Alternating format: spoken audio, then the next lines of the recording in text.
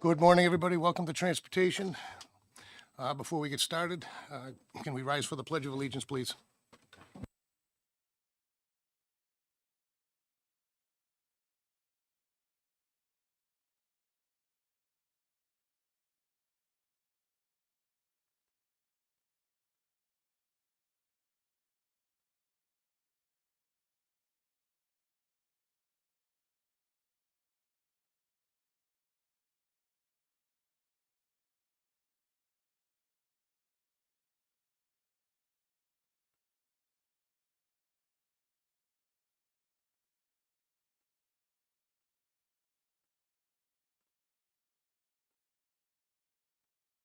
Okay, thank you very much for that. Being 10:05, I'm going to open up the public hearing on House Bill 1075, classifying recreational vehicles as a motor vehicle in the context of new vehicle arbitration proceedings. And the chair recognizes the prime sponsor, Representative Flanagan. Welcome, sir.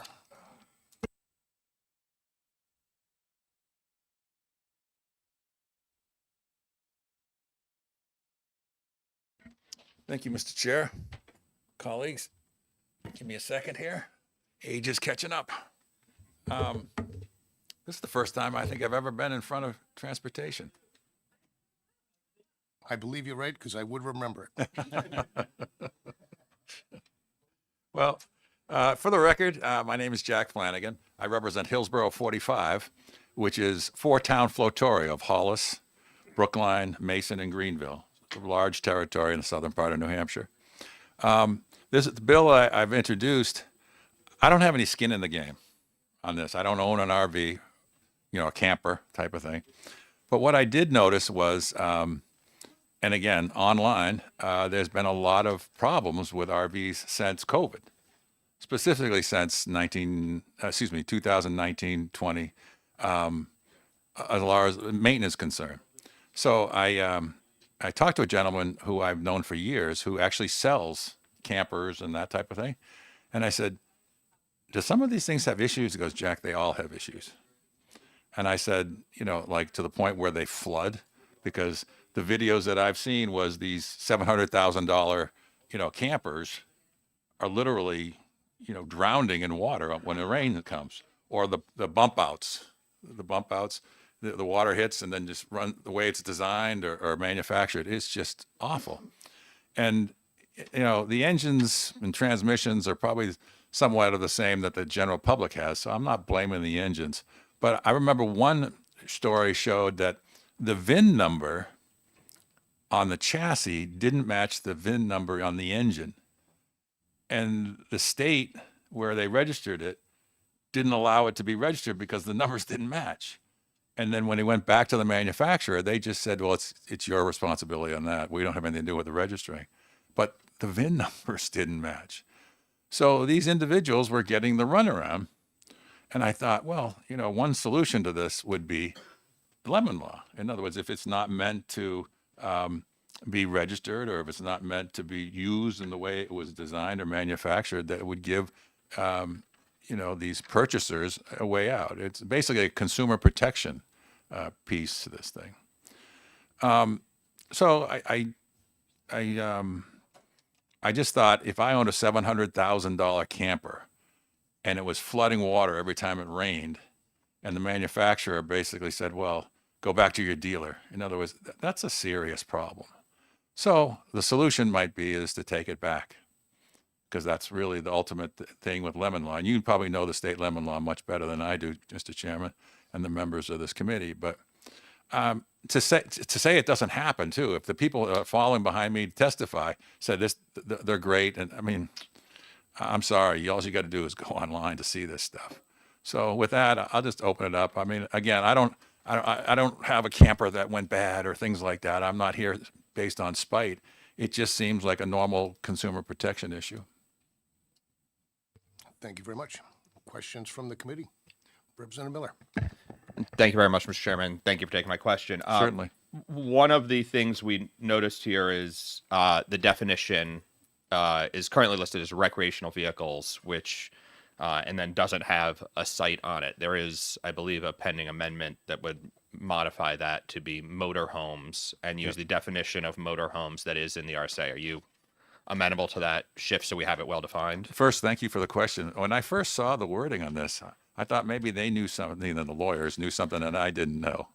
Because I have a recreational vehicle. It's got 2 wheels. Okay.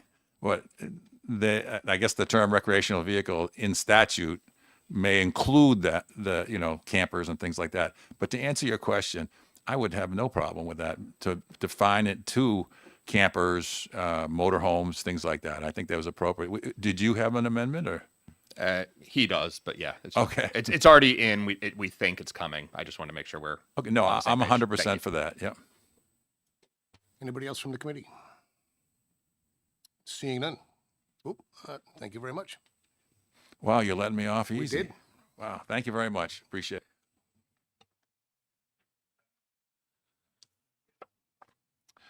it. Next up, Chair recognizes Dan Exing, I believe, from the Motor Vehicle Arbitration Board, in opposition to the bill. Welcome, sir. Thank you very much, Mr. Chairman, and the committee members. My name is Dan Ensing. I'm the chairman of the Motor Vehicle Arbitration Board. I'm not here representing the board. I'm just representing myself. As written, I oppose the House Bill 1075. I'm not sure if everyone is familiar with the way the Motor Vehicle Arbitration Board works or how it goes. So I'd like to just give you a brief overview so you know. The board is designed to give New Hampshire consumers an avenue to protect themselves if the manufacturer is not abiding by their warranty. Our board is made up of 3 consumer representatives, 1 technical representative, and 1 dealer representative. And then we have 2 alternates. The Department of Safety is our administrative arm, but does not oversee the board. The consumer will fill out what's called a demand for arbitration form and documentation, which gets submitted to the Department of Transportation, the Department of Safety. They'll make sure all the documents are complete, and then they'll submit it to the board for approval. If approved, we schedule a hearing date, and the manufacturer is notified. To get the hearing, the consumer must show that the vehicle has been in the dealership for 3 or more times for a warranted concern, or has been out of service for 30 or more business days. The consumer can request a refund or a replacement vehicle. At the hearing, the consumer must prove with a preponderance of evidence that after a reasonable number of attempts, the defect still exists and that the defect substantially impairs either the use, the market value, or the safety of the vehicle. We currently hear cases for motor vehicles under 11,000 pounds, motorcycles, ATVs, and snowmobiles. We accept approximately 50 cases a year. I've been on the board for about 5 years.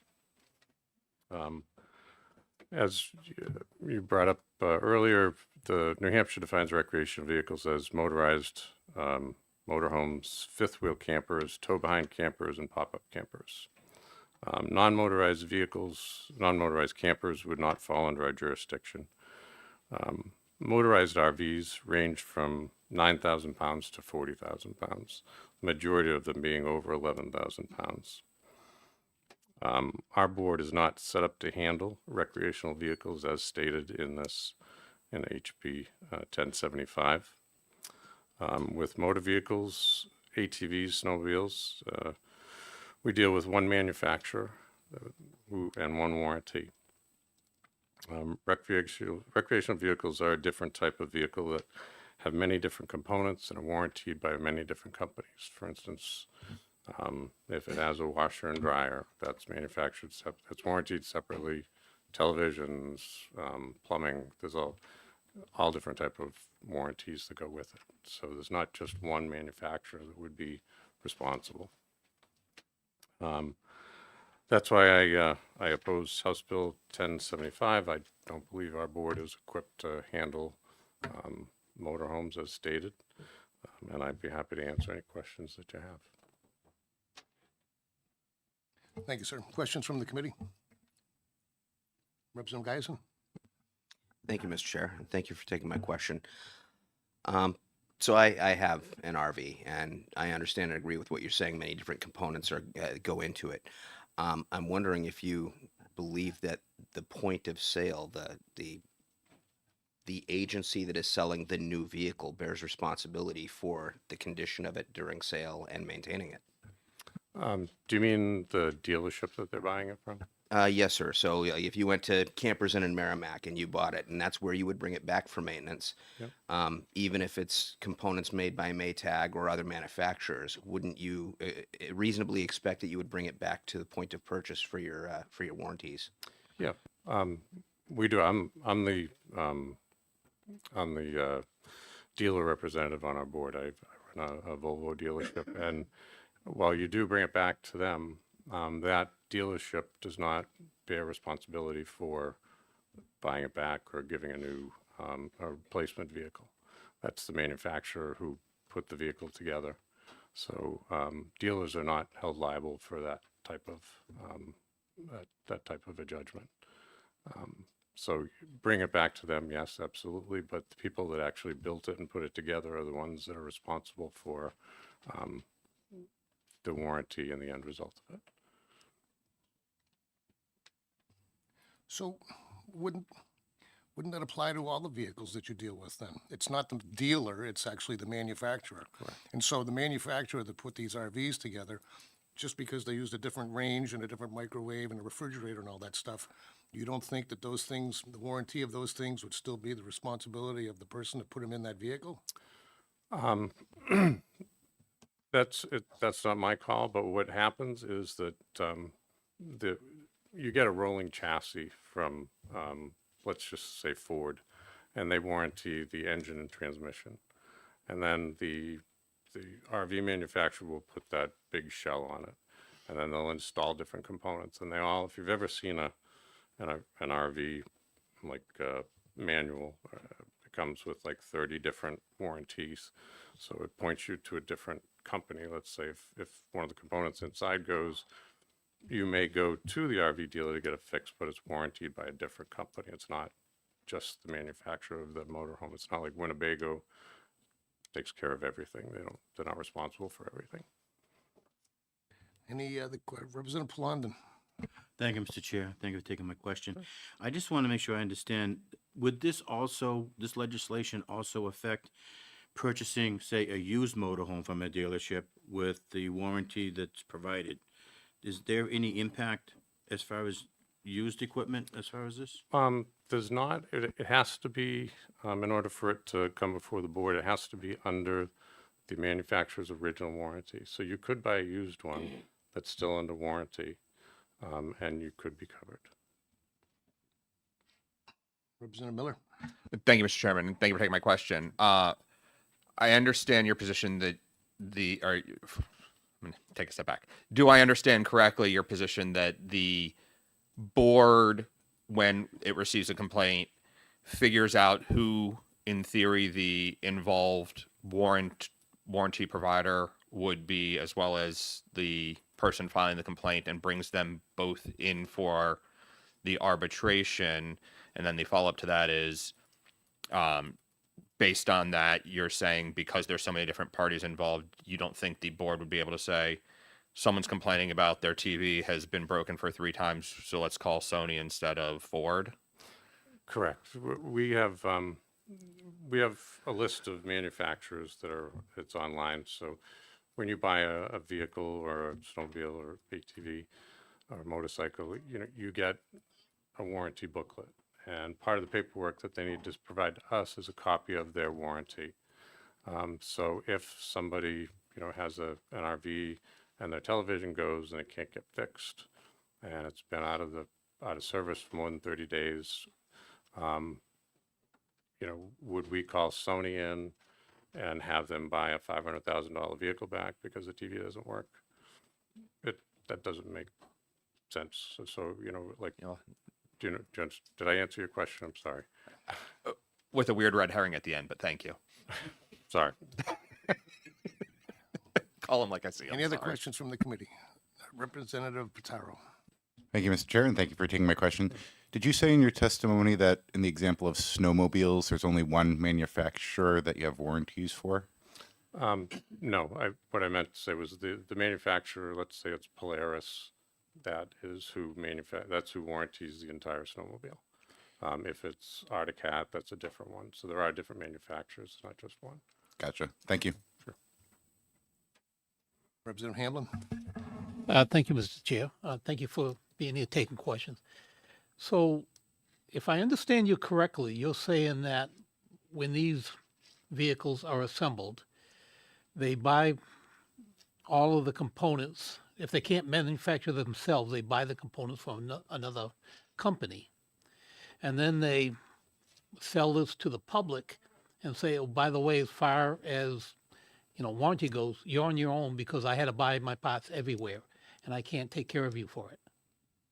I'm not an RV dealer, so I don't want to say it like that. But like I said, when you take delivery of these vehicles, you get a booklet, for the washer and dryer with their warranty, and the television and the refrigerator, and all the different things. I think we could probably attest to that. It is warranted for certain things from like Winnebago, for example, but the components inside are totally warranted by somebody else. That's helpful, because I was going to say that it would have been nice to see the warranty from a RV manufacturer. But if what you say is true, and when you get a stack of warranties, like if you were to buy a home with a bunch of new appliances, it would be similar to that. Any other questions from the committee? Seeing none, thank you very much. Next up, Chair recognizes Jay O'Leary, representing the Hampshire Automobile Dealers Association, not taking a position on the bill. Welcome, sir. Thank you, Mr. Chair. Good morning, members of the committee. My name is, for the record, is Jay O'Leary. I'm representing the NHADA, statewide trade association that represents over 500 motor vehicle businesses in all four corners of the state still. So I'll be very brief because we've kind of already belabored the point of it, but essentially the Lemon Law was written to cover vehicles that are manufactured as one single product with one warranty. And where this bill becomes challenging is because the RVs do function differently. Many of the complaints often come from cosmetic issues or appliance malfunctions, and as previously stated, those are all separate components of the vehicle. So by applying the motor vehicle arbitration to the entire RV, it holds the final stage manufacturer responsible for defects for products that they didn't make. So we would ask the committee to potentially amend the bill to apply arbitration coverage only to the chassis, engine, and drivetrain, and leave the appliances and interior systems under the existing warranty structures as previously stated. Did I make my 2-minute mark? You did great, and you actually answered my only question. Perfect. So, any other questions from the committee? Seeing none, thank you very much.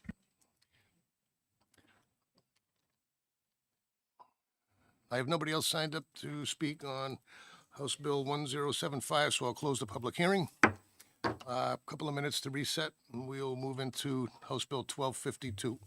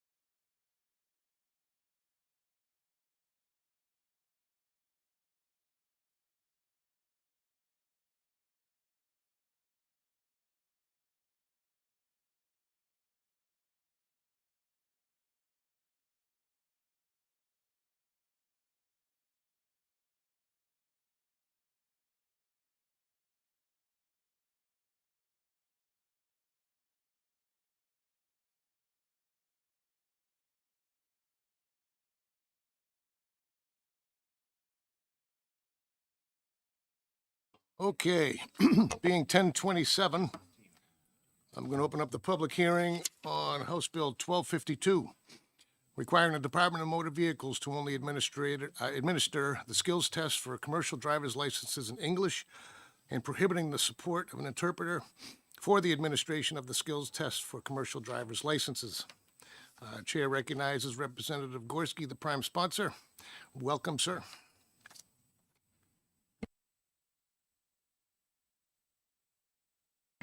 Nice, comfortable chair here. Wow. Thank you, Mr. Chairman. Thank you, colleagues. For the record, my name is Representative Ted Gorski. I represent Bedford and District 2. And I am introducing HB 1252. And in general, I look at this bill as protecting New Hampshire roads. Kind of some background on how this bill came about. I was watching TV several months ago, and I saw a news report of an 18-wheel tractor trailer taking an illegal U-turn on a highway cut-through that was marked official use only on a Florida turnpike, which caused 3 deaths. This video shook me to my core because the one thing that hit me was we can't allow New Hampshire families to feel or experience this type of tragedy. Because we have to look at a typical tractor trailer weighs between 30,000 and 80,000 pounds. And if you look at it, that's a 30,000 to 80,000 pound missile. Now, upon looking at and preparing for this, I saw other news reports in which there was another tractor trailer incident where 4 people were killed in Indiana for someone who didn't know English. And then recently, just the other day, I saw a video of a truck driver, tractor trailer in Missouri, driving the wrong way in the highway. And luckily, law enforcement stopped them before it became a tragedy. And when they stopped them, the person did not speak English. So some other statistics that I uncovered. The National Highway Traffic Safety Administration reported that there were 5,700 accidents in 2023. 814 of those were drivers who did not speak English, which is approximately 15%. Since 2016, there's been a sharp increase when the Federal Motor Carrier Safety Administration instructed safety instructors, and the safety instructors are the police on the roads, to stop suspending commercial driver's licenses for people who are failing English language requirements when they stop them. Currently in New Hampshire, we allow the knowledge test in 7 languages: French, Spanish, Mandarin, Farsi, Portuguese, Arabic, and American Sign Language. And I don't know about you, but the only sign that I ever see that's non-English is when you come into New Hampshire and it says Bienvenue. Other than that, I don't see other signs in these 7 different languages. I had conversations with the state police, and I was hoping they'd be here today, in which they do a lot of stops of the commercial drivers when they do inspections. And they told me over the past year that they've had about 50 people in which they pulled over who did not speak any English, who could not respond to their commands in terms of what they were doing. What the state police also do is they do testing by showing signs and all this to kind of see if they really understand kind of the rules of the road. And I say to you, is this what we want our state police to be doing? New Hampshire is one of the states that holds multiple languages and giving CDL licenses, which, by the way, are good for 5 years. But we're not the worst on the list. California does it in 20 different languages. So without sufficient knowledge of English, drivers struggle with pre-trip inspections, paperwork related to loads and delivery, signage and maps and instructions. And when there's a poor grasp of English, it can cause issues in reading detour signs, speed limits, hazardous material warnings, and upcoming weather reports and weather alerts. So that's kind of the background. So let me explain a little bit about 1252 that you have in front of you, and then the amendment that I passed out earlier. 1252, the actual bill, just kind of mimics the federal statute. You see, when you go to take a CDL license, there's a practical test in which they take them in a parking lot and kind of make sure they can maneuver the vehicle. And then there's the knowledge test. The amendment that I passed out to you earlier covers the knowledge test, which does not replace 1252, it's in addition of. So basically what the amendment does is, first of all, make sure that the person going for a CDL is a New Hampshire resident, that it also codifies that there's no interpreter in the English in the knowledge test, that they have to be in the booth themselves. It also mentions that anyone who has taken the test in the past 5 years, because that's what a CDL license covers, in a non-English language, we need to come back to retake it in English to make sure that their CDL is in compliance. And they must pass both practical and knowledge tests to get the CDL license. So in closing, this, as I see it, is a safety bill for our constituents to know that people that are on the road that get a CDL license in New Hampshire can read the signs and make the road safe. And at this point, I'll be open to any questions. Thank you, sir. Any questions from the committee? Representative Miller? Thank you, Mr. Chairman, and thank you for taking my question. For the 85% of the accidents that weren't caused by someone who took the test in a foreign language, what are we going to do about them? This bill just only covers people who cannot have to speak. This bill only covers making sure they can speak English. Follow up? Okay. Follow up? I guess I'm lacking clarity in why that is what we're chasing as opposed to the far greater majority of people causing accidents that have also demonstrated their inability to follow the rules or operate safely for clearly other reasons. Should we not be chasing down the actual cause of why these accidents are happening rather than the language the driver speaks by default at home with their family as opposed to in the cab? When I did my research on this bill, one of the things, I mean, they speak on many different things of what causes tractor trailer accidents. There's, excessive speeding. They were including several that included driving under the influence, right? But this bill is really looking at to make sure that our country is English is its official language. And if people are driving an 80,000-pound missile, they should be able to make sure they can read and navigate the signs as they're driving through our country. Representative Hamblin? Thank you, Mr. Chair. Thank you, Ms. Representative Gorski.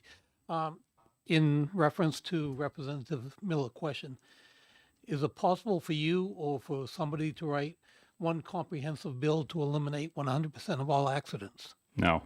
Thank you. Representative Bayou? Thank you, Mr. Chairman. Thank you, Representative Gorski. How many of these accidents that you cited, were they all licensed in New Hampshire or what? No, they didn't tell you where they were licensed. In my research, I didn't share this, but basically I mentioned California, but there are other states like New Mexico, Texas, Washington State, and even Massachusetts now does commercial learner's permits in Spanish and Portuguese. It didn't really get broke down into like which states that came from. Representative Guyson? Thank you, Mr. Chair. Thank you for taking my question. Do you know other states that have this requirement, test only in English? How many of those states there are? No, I couldn't find that. Okay, thank you. Ryan? Representative Ryan? Thank you, Mr. Chair. Thank you for taking my question. I'm just looking for a point of clarification. Sure. Because under the ADA laws, I can be deaf and speak in sign, and I'm not allowed to have an interpreter when I take my written exam because it's written in English. I can read and understand English.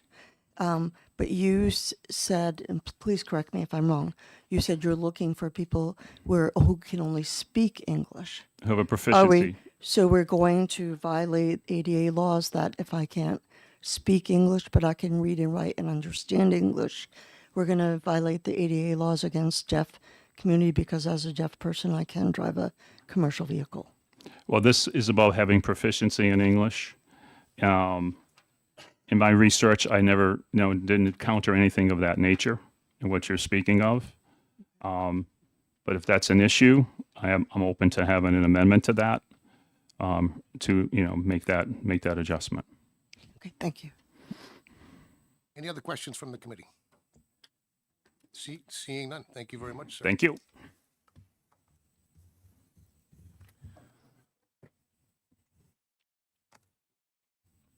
Next up, Chair recognizes Holly Novuletsky, representing herself in support of the bill.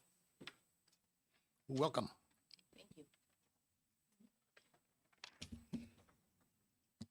Director Bush, no. Thank you very much for having me here. I am excited to speak in endorsement of House Bill 1252. I am Holly Novuletsky. I own Novel Ironworks in Greenland, New Hampshire, which is a structural steel fabrication company. I hire, employ, and subcontract to CDL drivers. I also have neighbors on both sides of my plant that do the same. In the last 10 years, I have had multiple accidents on my property due to non-speaking CDL drivers who are looking to go to one of my neighbors and can't read my 3-foot sign that says Novel Ironworks at my entrance. When I go and I speak to the drivers, they can't tell me where they want to go. They can only show me the paper. And when they pull out of my driveway, they have taken out my wall on 3 different occasions. I would employ that you support and pass this bill. We need to have people who can read where they're going, read the directions, read the signs that they're entering into, and be able to interpret that what they're getting on their GPS, if they're getting that, what they're getting on their bill of lading and where they're going, and the address that they're going to all agree. As a side note, I am also a motorcycle rider, and I fear to be on the roads with people who cannot read the directions. Thank Any you. questions? Would you take any questions? I would take any. Any questions from the committee? Representative Pitaro. And thank you, Mr. Chair, and thank you for taking my question. In any one of those incidents that you described, was an insurance claim made?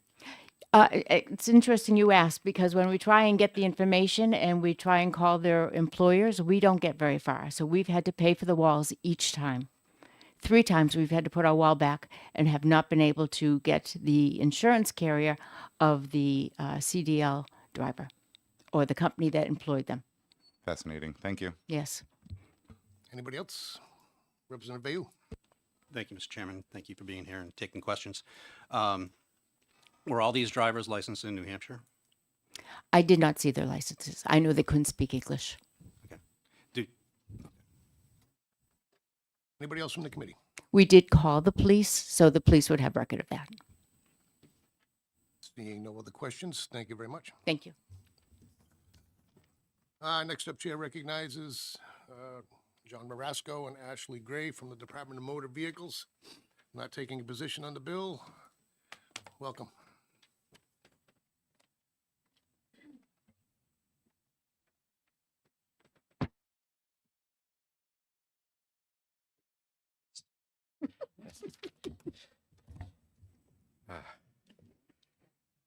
Hello. Would you like another seat? Yeah. I know we can find one for At you. the DMV, we work closely together, and this is another example of it. That's how we do it.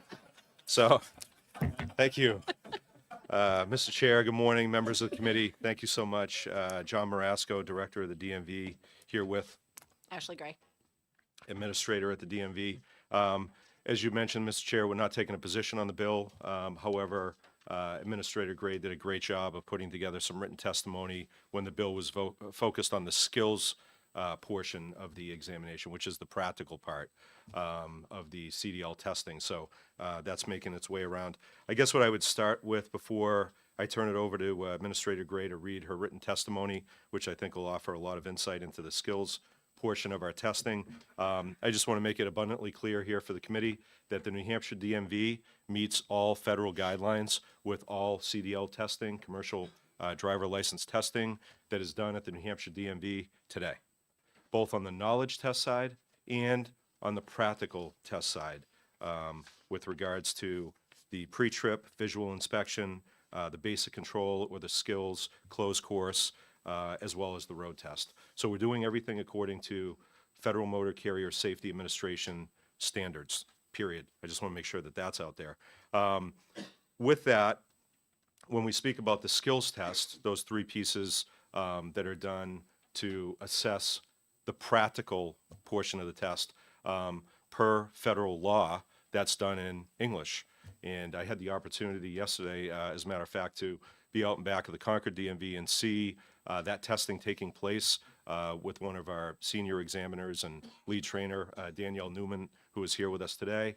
And the amount of information that has to be conveyed on that pre-trip portion, you know, you really, one of my takeaways, and I've seen it before, but one of my takeaways yesterday was that you really almost have to be somewhat of a mechanic to identify everything that's under the hood of that tractor in order to pass that pre-trip inspection and communicate every piece of that engine that is part of the testing in the terms that are used to describe it.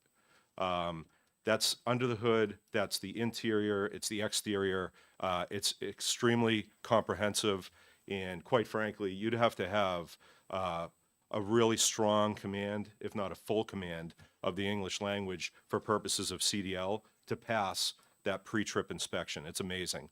From there, they go on to the basic control, which is where in a closed course with cones, you have to listen to directions from the examiner, the testing examiner, in order to complete those events and those tests before you're taking out for your road test. And then on the road test, all of the directions are given in English as well. So again, in order to complete the practical portion of CDL testing, the pre-trip and proactively advising what is on the vehicle and what you're looking at, to listening to the direction from the examiner to pass the closed course, to taking the directions from the examiner to complete successfully the road test.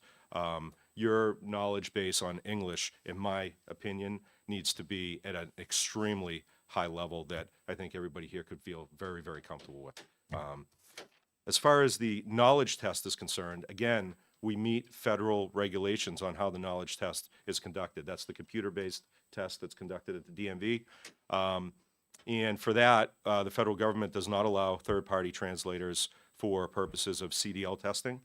And for certain endorsements for CDL, you cannot take the test in some of the other languages that Representative Gorski highlighted. You can't do that. You know, I will say that AMVA, the American Association of Motor Vehicle Administrators, this is a conversation going on nationally when it comes to CDL testing, particularly on the knowledge test. There's a lot of states around the country that are reviewing the knowledge test, even though the federal government says that you can offer the knowledge test, the computer-based test, in languages other than English. States are evaluating that for some of the information that Representative Gorski highlighted when it comes to, in particular, changing signboards, electronic changes that are a little bit more dynamic, that may not be on our test, that are more static, that are recognizable. And even if you take the test in a language other than English, the stop sign, the yield sign, the signs that we all recognize are going to be in English. So that means when you're out there, you have to be able to identify that sign in English and not the language that you would have taken the test in. You know, I feel like the question could be asked, well, what's the difference? And I actually asked it of AMVA, the American Association of Motor Vehicle Administrators, President and CEO Ian Grossman, in a room with other DMV directors. What is the difference that we're really looking at when it comes to knowledge versus the practical part? And it's reading comprehension. That's the difference, right? I mean, the ability to convey on the practical side versus the ability to read as part of the knowledge test. Where that threshold should be, you know, I leave that up to the committee, but there are conversations, again, that are being had about where that threshold should be. And I guess with that, I'll turn it over to Administrator Gray. Good morning, Representative Walsh and members of the committee. The director did a phenomenal job going over the process that we have at the DMV when it comes to the skills testing portion. But just to go a little bit more into detail on what an applicant can expect when they come in for their skills portion, just to kind of paint the picture of how long they're actually having to converse back and forth with an examiner. Unlike the operator test, which is, in and out within 20 minutes, CDL exam is much more in depth. So when they come in, they go through a check-in process. They do have a co-driver with them, but this is the applicant's test. So the applicant is responsible for checking themselves in, responding to requests for documentation, responding whether they're ready to take the test, and then also following the instructions from the examiner on how to move the vehicle, where to move the vehicle, and how to position themselves in order to even start testing. After that, the examiner is going to go over the expectations for the exam. So what they're going to do throughout the next, almost hour and a half that they're going to spend together. They go into the first portion of the test, which is going to be the vehicle inspection. And as the director said, it's an incredibly in-depth process. From the front of the vehicle, working their way to the back of the vehicle, processes that happen inside the vehicle, and they have to, for every single component, talk about it in multiple different ways to demonstrate that they are inspecting it properly, what they're looking for, and identifying maybe any discrepancies that they're finding. This is without the examiner prompting them. This is something that is very independent. So the examiner is not asking them questions, but this is something that they have to think of off the top of their head. They can use a checklist that is provided and approved by FMCSA that is provided in English only. So if they are using it, they are reading in English only. That part of the test takes mostly about 45 minutes, sometimes a little bit longer. And again, that is 100% on the applicant to be able to talk through that portion of the test. If they are successful, then they get to move on to the next portion, which is going to be the basic controls test. And this is where they're demonstrating that they can maneuver the vehicle in an alleyway in different configurations. Each piece of that exam, there are verbal instructions. It's about a paragraph long on the expectations that they are required to follow. The examiner will gauge their comprehension, make sure they understand all the instructions before moving on to each component of the test. That takes about 15 to 20 minutes. And if they are successful there, then they go out on the road. So throughout the road test, the examiner is providing them instructions, kind of like a human GPS. They're not telling them how to operate the vehicle, but just where they're going to be going and the different skills that they're going to have to show that they can perform successfully. There is also a portion on the road test where they're asking them, what sign did we just pass? So they do actually have to pay attention and be able to read the sign and verbalize that back to the examiner. Again, these are all done in English. We are in compliance with federal CFR, and we do not deviate from that here in New Hampshire. I'm happy to answer any questions you may have. Thank you. Representative Hill. Thank you, Mr. Chairman, and thank you for taking my question. The skills test that you mentioned initially that the director just witnessed yesterday, is that a uniform test that's done throughout all states? Is it all done that way, or is that particular to New Hampshire? Yeah, thank you for the question. That is a standardized test that is issued in all states. That's not a New Hampshire specific test. So that has been developed by FMCSA in order to provide that. So all states follow the same testing guidelines. Thank you.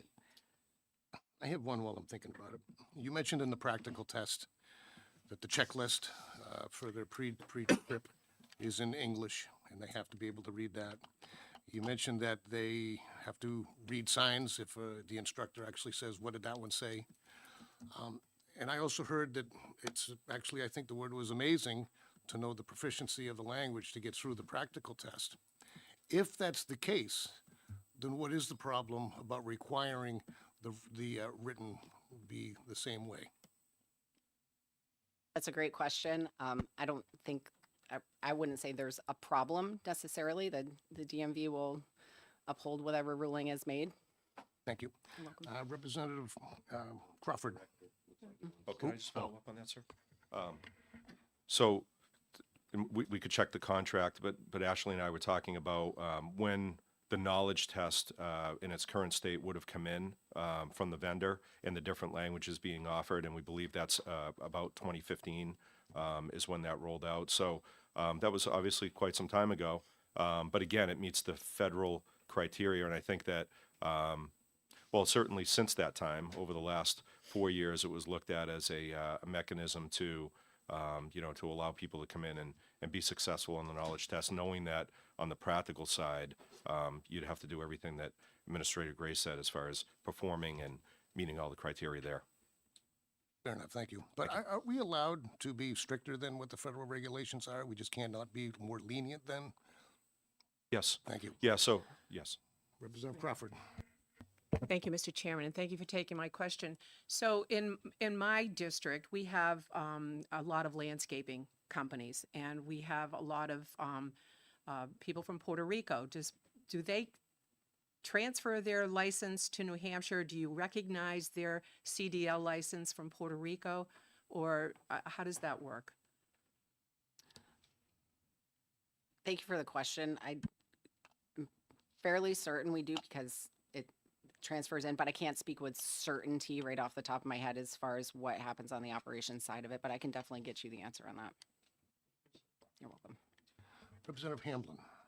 Thank you, Mr. Chair. Thank you for being here today and taking questions. So it was brought up earlier that questioning whether this proposed bill and amendment was ADA compliant, especially with the deaf community. Can you explain to us how you handle those type of issues currently? Yes, thank you for the question. So we do offer the knowledge test as it was identified in ASL. And it is my understanding that if somebody is deaf or hard of hearing, there's a pathway forward through FMCSA where they actually go through a waiver process. That's not something that DMVs are hands-on, but if somebody were to get that waiver, FMCSA would work directly with us to give those accommodations. But in my last 2.5 years, I have not seen an accommodation request for that come through in New Hampshire. You're welcome. Representative Vayu. Thank you, Mr. Chairman. Good morning. Having driven overseas, I agree that there needs to be some proficiency with the language. Great deal of proficiency, actually. It's really hard to drive when you don't understand the signs, especially ones that are not standard. Are you comfortable that the process right now in New Hampshire is adequately assessing language skills to provide safety, or is this more of a problem that other states are having and being too lenient? I'll start and then turn it over to Administrator Gray. Thank you for the question, sir. So the standards, as I mentioned at the onset, we meet all federal standards, and we always will, and we're proud of that. As far as offering the opportunity to take the knowledge test in languages other than English, it meets the standard. So it is more of a policy decision, really.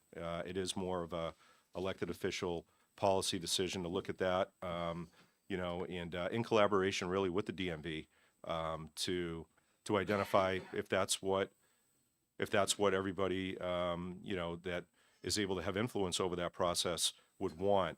I think from a public safety standpoint, the one piece that, because when I asked that question of President and CEO Ian Grossman, really what is the conversation? What's the main focus and difference between the knowledge test and the practical when you're capturing command of the English language to pass the practical portion? It is that reading comprehension. And so that is a conversation that is worthy of having because in today's world, we do have electronic signboards and we do have messages that change depending on weather conditions, road conditions, emergency events, whatever it might be. And the DMV can only do so much to expose a new driver or a CDL driver to signage through the manual that we offer and through our testing process. We couldn't possibly cover a drawbridge and everything known to man.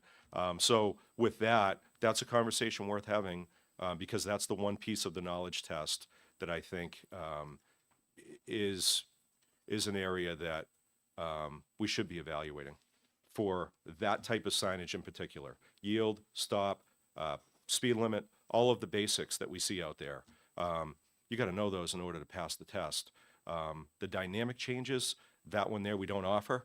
So it almost would be something that you'd have to look at nationally to quantify how much of a glaring issue is that or not. Representative Guyson. Thank you, Mr. Chair. Thank you for taking my question. Do you know by number or percentage how many tests have been given in other languages in the past, given a period of time? Yeah, thank you for the question. Over the past 12 months, we've had 32 individuals request to take the CDL knowledge test in a different language. Out of those, 2 of them were in French, 2 of them were in Portuguese, the rest were in Spanish. 11 of them were successful, and their CDLs are in good standing today. Yep, follow up. 32 out of approximately how many, ma'am? Thousands of tests. Okay, thank you. Yes, you're welcome. Just one passing thought I have. Have we had people from other states that perhaps maybe only offer it in English attempt to get a commercial driver's license in New Hampshire? I'm sorry, could you repeat the question? Have we had anybody from other states that do not live here that maybe only provide English language as the testing language attempt to get a driver's license here, a commercial license here? Yes, we have. Thank you. Representative Hill. Thank you, Mr. Chairman. Thank you for my repeat question. I guess I'm trying to resolve your discussion or your description of how difficult it is for them to be able to walk around the truck and do whatever conversing that they do with the inspector. And yet, and then we hear stories like Mrs. Novaleski on having people show up at her location and have difficulty conversing with her where they're trying to find. I guess my question is, if this were to pass, is there a way of knowing whether it would restrict anyone from getting a license? Because it seems to me from the conversation or the description that you had or discussed the skills that were currently used, it would sound like they should be able to pass everything that's in this bill as well. So I'm wondering if there is any concerns on your part. Thank you, Representative, for the question. It's a good one. And I think that's going back to asking AMVA about what they're hearing nationally and what the conversation really consists of. It's a different skill set.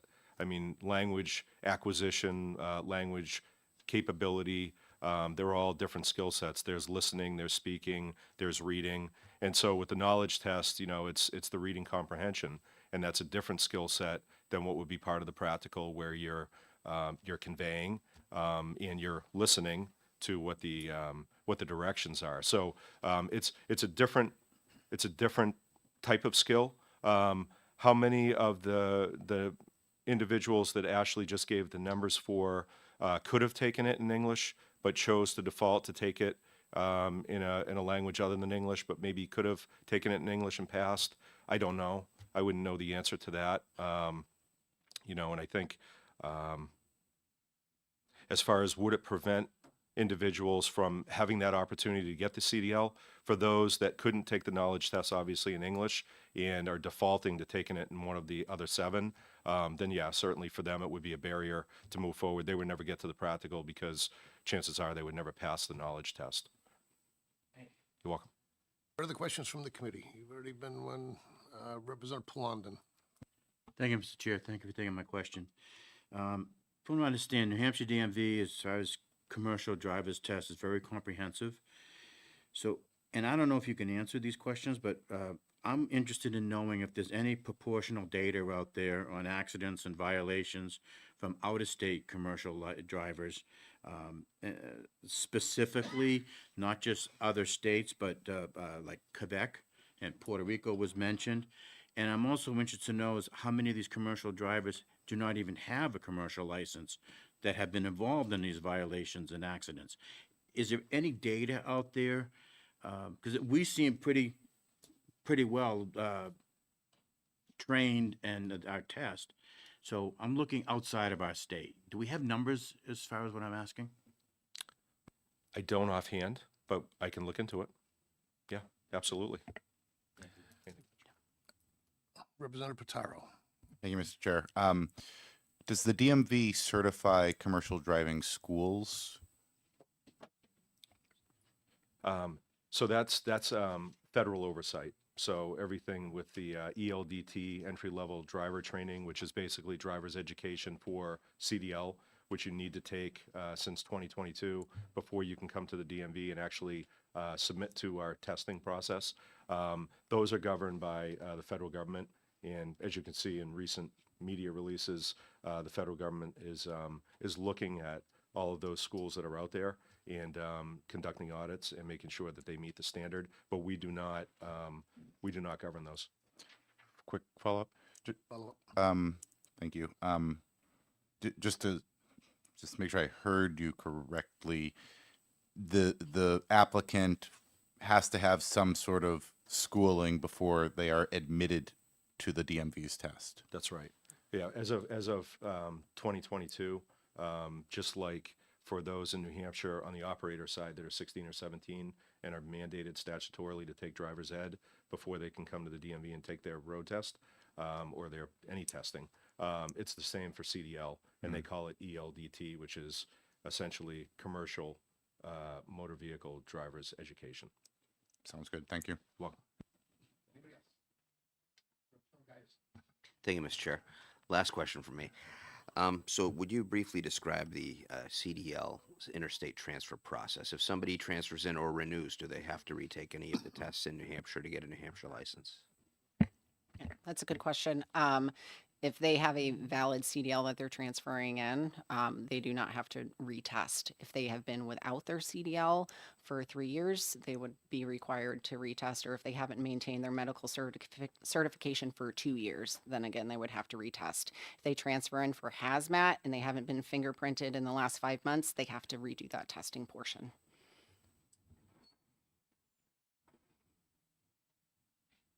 Anybody else? Seeing none. Thank you very much.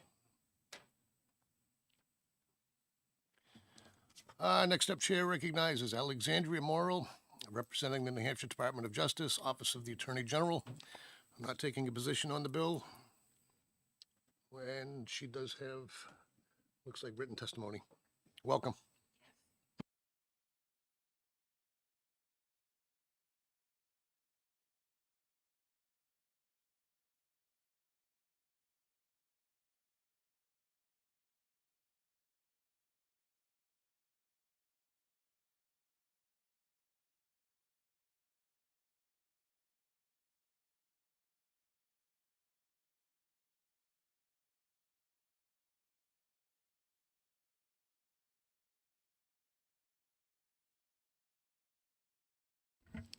So I'm Assistant Attorney General Alexandria Morrell.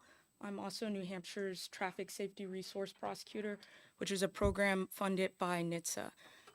Through my role as the TSRP, I provide insight to legislators to make sure, A, that we're following federal standards and also ensuring the public safety for New Hampshire residents and those that travel on our roadway. I don't want to waste your time reading through all of my written testimony. What I thought would be a better use of time is I'm going to respond to some of the questions that came up and kind of cite the actual laws and rules that apply to that, if that's okay. So to Representative Ryan, there actually is 49 CFR 391.41 subsection B11. There already is a requirement that if somebody is deaf or hard of hearing, there is an exemption, so they would be allowed to have an interpreter. So that's by federal law, and if New Hampshire were to violate that, then there could be a claim for discrimination. So that's already in the law. For Representative Miller, just to give you a little bit more specific data, based on FMCSA's crash file for large truck and bus facts from 2022, which unfortunately is the most recent data, there were 6,050 large trucks or buses involved in fatal crashes, so somebody died. There were 124,000 crashes that resulted in injuries. There were 410,000 that resulted in property damage only, and over 548,000 were non-fatal. So just going to the numbers of CDL holders, whether they're driving a commercial vehicle or a bus, these are a lot of crashes that are happening. And we have to remember that CDL drivers, whether they're licensed in New Hampshire, California, Texas, or anywhere, they're traveling interstate. So the examples in my written testimony of collisions that have happened in Florida, that have happened in Colorado, Indiana, anywhere, that could have happened in New Hampshire. Also addressing Representative Crawford, per the FMCSA, Puerto Rico CDLs are generally not directly transferable, so that individual would have to retake both tests, the knowledge and the skills, and that would be required if they want to drive on the mainland. So their CDL, only applies to the island. And to Representative Hill, just to follow up kind of on the skills test, the only prevention would be to somebody that's not qualified to drive a CDL. The idea of the test is it's gatekeeping. So if somebody does not have English proficiency, they should not be driving a commercial motor vehicle. As everybody has stated, all traffic signs and warnings in the United States are in English. Unlike Canada, where you might have something in French in one area and English in another. And so it's very important that we're able to assess somebody's ability to read, write, and understand the English language while they're on the road test, which is the skills portion, because things change. We've all been on the road. All of a sudden, there's a collision up ahead. We have those black and orange signs that might say, reduce speed, hazard ahead. If somebody can't read that, that's a danger to everybody on the road. That's different than a 45 miles per hour speed limit. Most people can read a number, but we need to be able to test that that individual can read dynamic systems that are telling us what's going on the roadways at that time. I'm open to any other questions. Hopefully I can provide you with the right answers or direct you to the right resource. Thank you much. You've been very helpful. Any other questions from the committee? Seeing none, thank you again. Thank you. Next up, Chair recognizes Bob Scully, representing the Hampshire Motor Transport Association, in support of the bill. Looking for a couple of minutes. Welcome, sir. Thank you, Mr. Chairman. Members of the committee, for the record, my name is Bob Scully. I represent New Hampshire Motor Transport Association today, and that is the state trucking association in our state. I just want to make a few comments, and I want to go over what a truck driver does. All we want with this bill is to have safe drivers, qualified drivers. We want to make sure at the end of the day, if they go through this testing process, that the people, the men and women we put behind the wheel, are qualified to be out there and to drive safely. That's our intent here. So a quick snapshot of what a truck driver has to do to drive interstate in New Hampshire. You have to be 21 years or older to cross state lines. You're going to have a background check done on you. You're going to be drug tested. If you haul hazardous material, you're going to be fingerprinted. You can drive a vehicle up to 99,000 pounds. I prefer not to refer to them as missiles. I think they're professional truck drivers that get behind these trucks and drive them. In order to have a CDL license, you need for vehicles driving over 26,001 pounds. That's what kicks in the requirement to have that, and some of these prerequisites I talked about. The federal requirement to be proficient in English goes back to 1937. They use the word understand. So that's been here for quite a while. For us, it's all about safety. ELD was talked about. That's entry-level driving training requirements. So if you have a tractor trailer going down the road with someone who does not understand English, the enhanced risk for safety, damage, death, or injury is great. So our support for this bill is directly related to that. We want the men and women behind the wheel to be able to understand English. If you're coming to a construction site and there's a language that says, please move to the right and slow down, and if you can't read that, someone's going to get hurt. Yes, the requirements are the same in every state, but states can add more strenuous requirements if they want to the training requirements here. But what we have works, English works, and if they can't read or understand English, then in our opinion, they shouldn't be behind the wheel of the truck. Thank you. Thank you, sir. Questions from the committee? Representative Miller. Thank you, Mr. Chairman. Thank you for taking my question. In light of the testimony provided by the DMV that we are currently fully in compliance and that everybody who passes that test understands English, and in light of your statement just now that what we have works, why do we need to change this? We already are testing and validating proficiency in English. We are already compliant with the federal law, which requires that.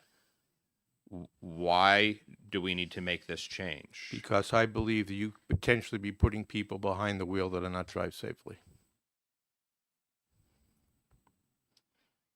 Any other questions from the committee? Representative Hill. Thank you, Mr. Chairman, and thank you for taking my question. You mentioned background checks, and it may be an unfair question for you. What can show up on the background check that would prohibit you from receiving your CDL license? Well, if when you do your background checks, your motor vehicle record checks, you're looking for if you've lost your ability to drive, okay, because you've been impaired. They look if you're a felon. They look to see if any criminal record. Thank you. Yep. Seeing no other questions, thank you very much. Thank you. I have nobody else signed up to speak on House Bill 1252, so I'm going to close the public hearing. A few minutes to reset. I see we're running a little bit late. I'll be back in a few minutes for an announcement to verify our schedule for our executive session that was supposed to start at 11. I'll be back in a minute.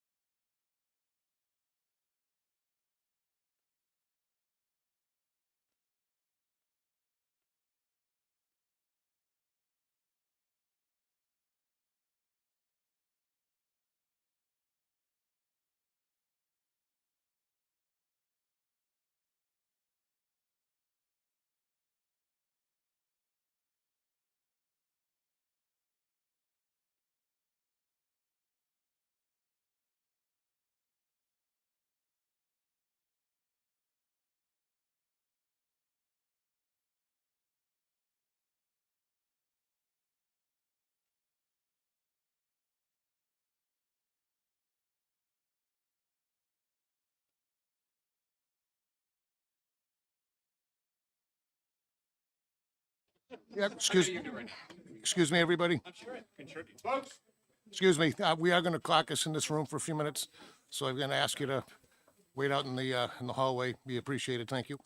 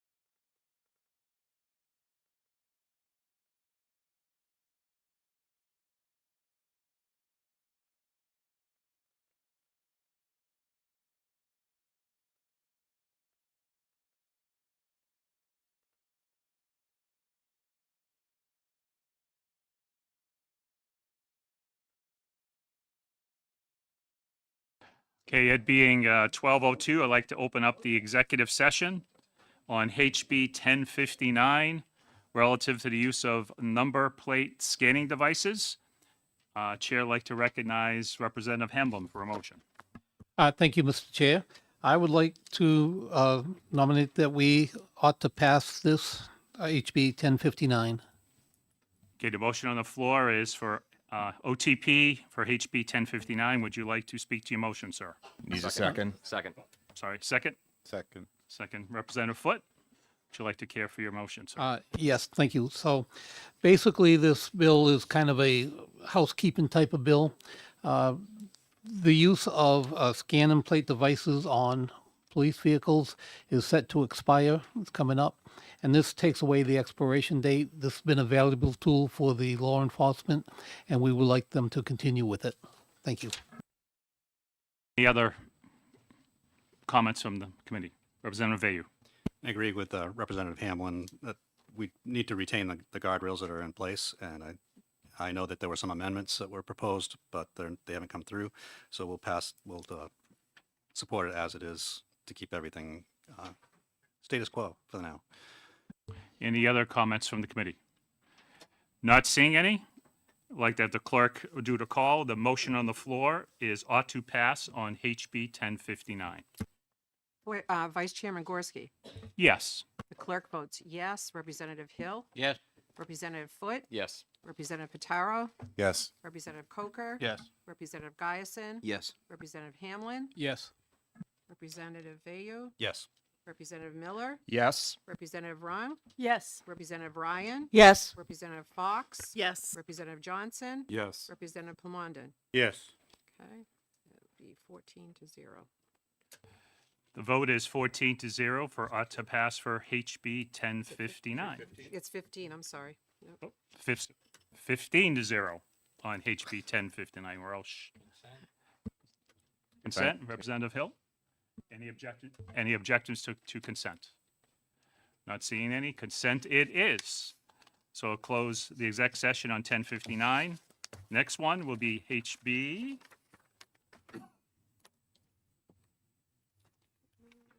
1178.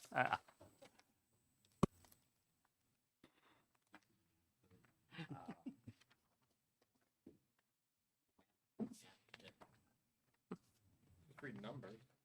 I want that. Like speed limits on the side of the highway. Wait 1 minute. Wait for Tom, right? Because he has his little show and tell.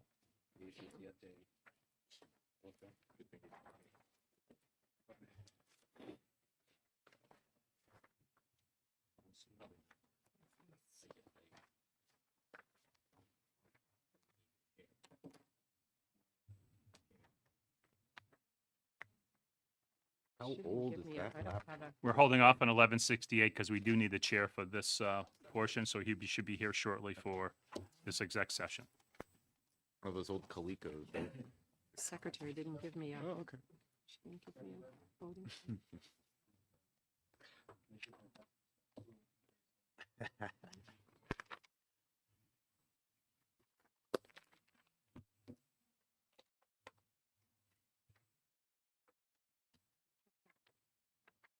So which one are we doing? So we'll be at the BGA port today.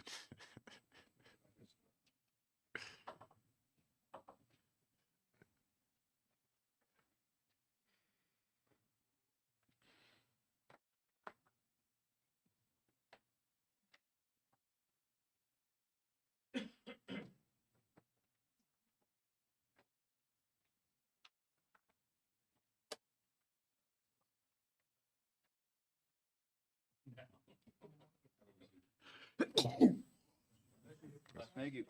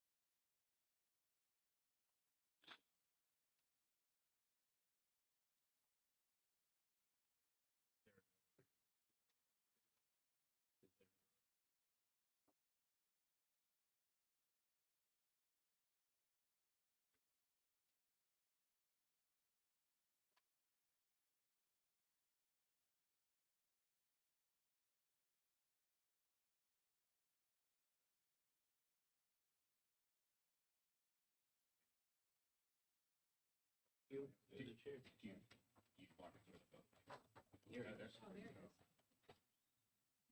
waiting for you, sir. Really? Open up the exec session. They weren't waiting, they're just conspiring against I'm gonna let you, when the time comes.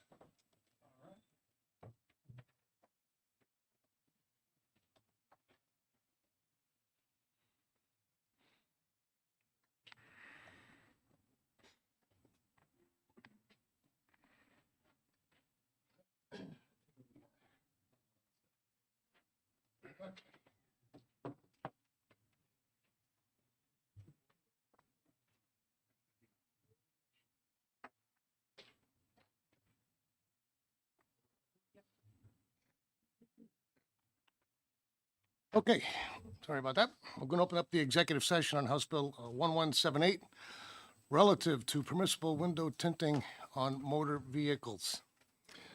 Chair recognizes Representative Coker for a motion. Thank you, Mr. Chair. I'd like to move opt to pass on 1178. Ought to pass has been moved. Is there a second? Seconded by Representative Foote. Care to speak to your motion, sir? Sure. I think this is a modest change. Just basically let's window tint to the left or right of the driver with a 35% VLT, so visible light transmittance. So to give you perspective, 5% is like limo tint, so it's very, very dark. 70 to 50% would be barely noticeable, so 35% is like considered medium. So it's just a small change, and I think it's a good balance between safety and allowing people to keep their cars cool in the summer. Thank you for that. And I'm glad you brought up the numbers, which is what it's all about. That's why I was late. I missed the first one. I was out in the truck getting samples. So actually, at this time, we have somebody that's actually in the industry who made the samples for us. If you can unwrap those and show everybody what we're talking about, what's proposed, versus the ones he also mentioned, the 20%, 5%, et cetera. And I do need you to introduce yourself. Thank you, Mr. Chairman, members of the committee. My name is Corey Moore. I'm from Windham, New Hampshire. I've been in the window film industry for about 16 years. Various aspects. Currently, we do primarily commercial window film, residential window film. A lot of it is to block UV light, control the heat, which is helping with reducing air conditioning costs, lower energy usage. So with the darknesses, as we previously discussed, the current legal limit right now, 70%. That's this, which is very, very light. Most manufacturers do not make a version of this film that will pass the current vehicle inspection limit. The limit that we're looking for right now is 35%, which is this, which is also the vast majority of the states have deemed that this is the safe legal darkness for drivers, for law enforcement, for motorcycle riders, still to be able to see the driver behind the glass. So to give you a side-by-side comparison, these are the two. This is what we currently have. This is what we're asking for. And in comparison to the back of every minivan and pickup truck that is federally from the factory, this is the darkness that everybody has to see through. So we want a light film. We're not asking for a dark film. We want a light film that is still transparent enough that everybody can see in both directions and still have the heat rejection and a little bit of glare rejection. As we know, glare is an issue, which is why they see signs on the side of the road, caution, solar glare, because it does blind people. Having sunglasses, I don't have prescription sunglasses, as people with sunglasses or regular glasses know they're very expensive. So this would help everyday drivers. And if you can just show everybody the limo black too. Yes. Yeah, obviously. This is limo. So we don't want this on the front. We don't even want this on the front. We want this, the 35. So. Representative Guyson, first I'll does anybody need a closer look at these? I mean, for me, I was able to see his face pretty clearly through the 35, which was my only concern about going any darker. But go ahead, Representative Geisen. It's not necessarily for him, but it's for the discussion. Okay. Yep, that's fine.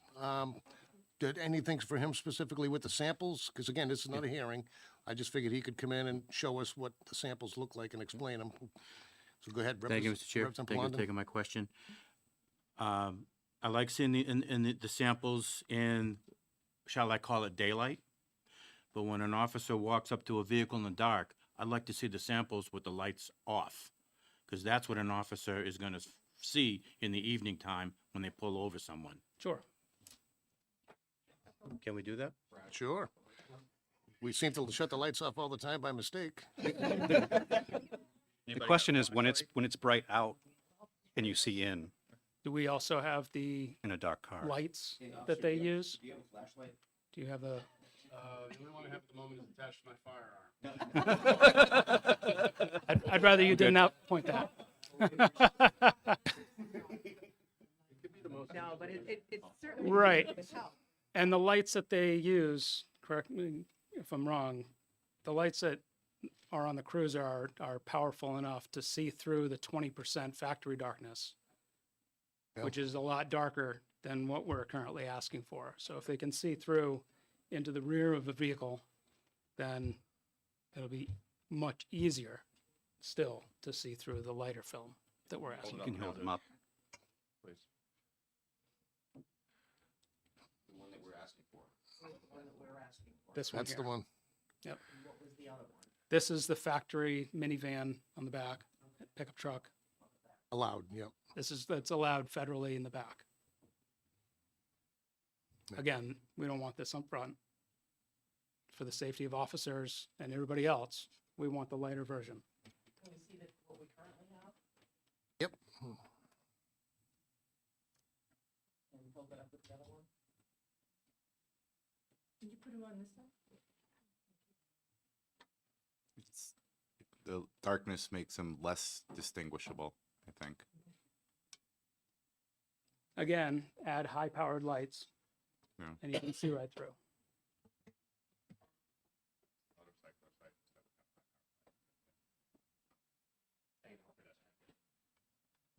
Everybody good with the lights? Yeah. I know it's not the most scientific way to do this, but No. I don't know. but we tried. Anybody else for the sake of discussion with the samples? I don't know what else we can do with them other than what we just did by looking at them. I'll just say this in terms of discussion. As a motorcyclist, that's been always my major concern, along with safety. The 35, I don't see as a huge step from where we are now, and I'm comfortable with it. Thank you. And if nobody's got anything for you, Bruce, thank you very much. Thank you. Representative Guyson? Thank you, Mr. Chair. One thing I will say is that the 35 is generally what is advised when somebody has a medical disability. I deal a lot with the VA community, and when somebody has a skin condition or an eye condition, the 35 is generally the exception that's granted. So I support this because it's giving that to everybody and also eliminating an excuse to pull somebody over because you don't know that they're disabled, and now you're creating a police encounter that's unnecessary. Fair enough. Thank you. Representative View? Do we have anybody, I know nobody from public safety testified at the public hearing. Do we have anybody from public safety who would be willing to comment on this or take questions? Department of Safety did not testify on the hearing, but by all means, if you, now that you're here. Thank you. I'll be brief. My name is Brendan Davey. I'm the operations major in charge of the Operations Bureau of the New Hampshire State Police with the Department of Safety. I have 25 years of law enforcement experience.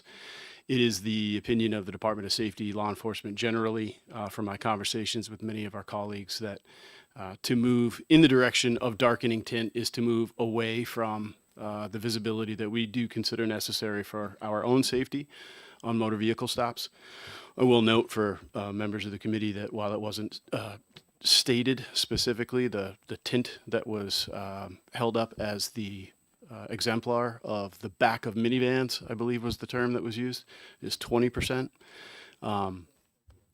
Honestly, in my opinion, as a law enforcement officer, not a far cry between the 35% and the 20%. We do have fairly high-powered flashlights and spotlights on our vehicles.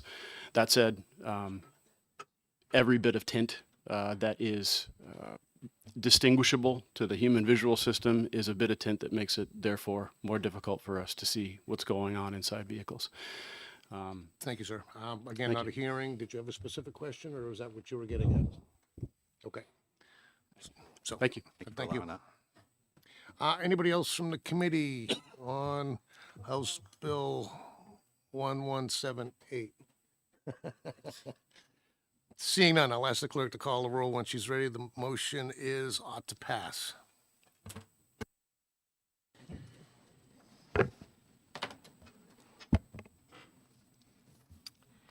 Vice Chairman Gorski. Yes.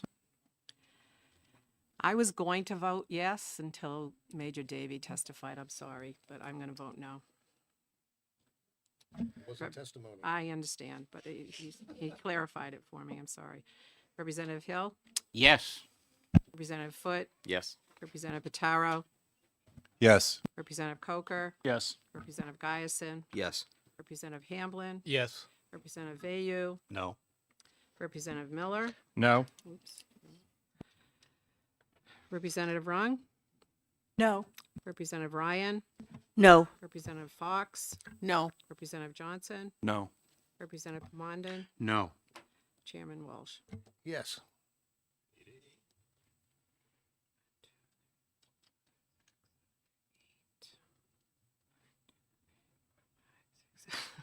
Eight to eight. So.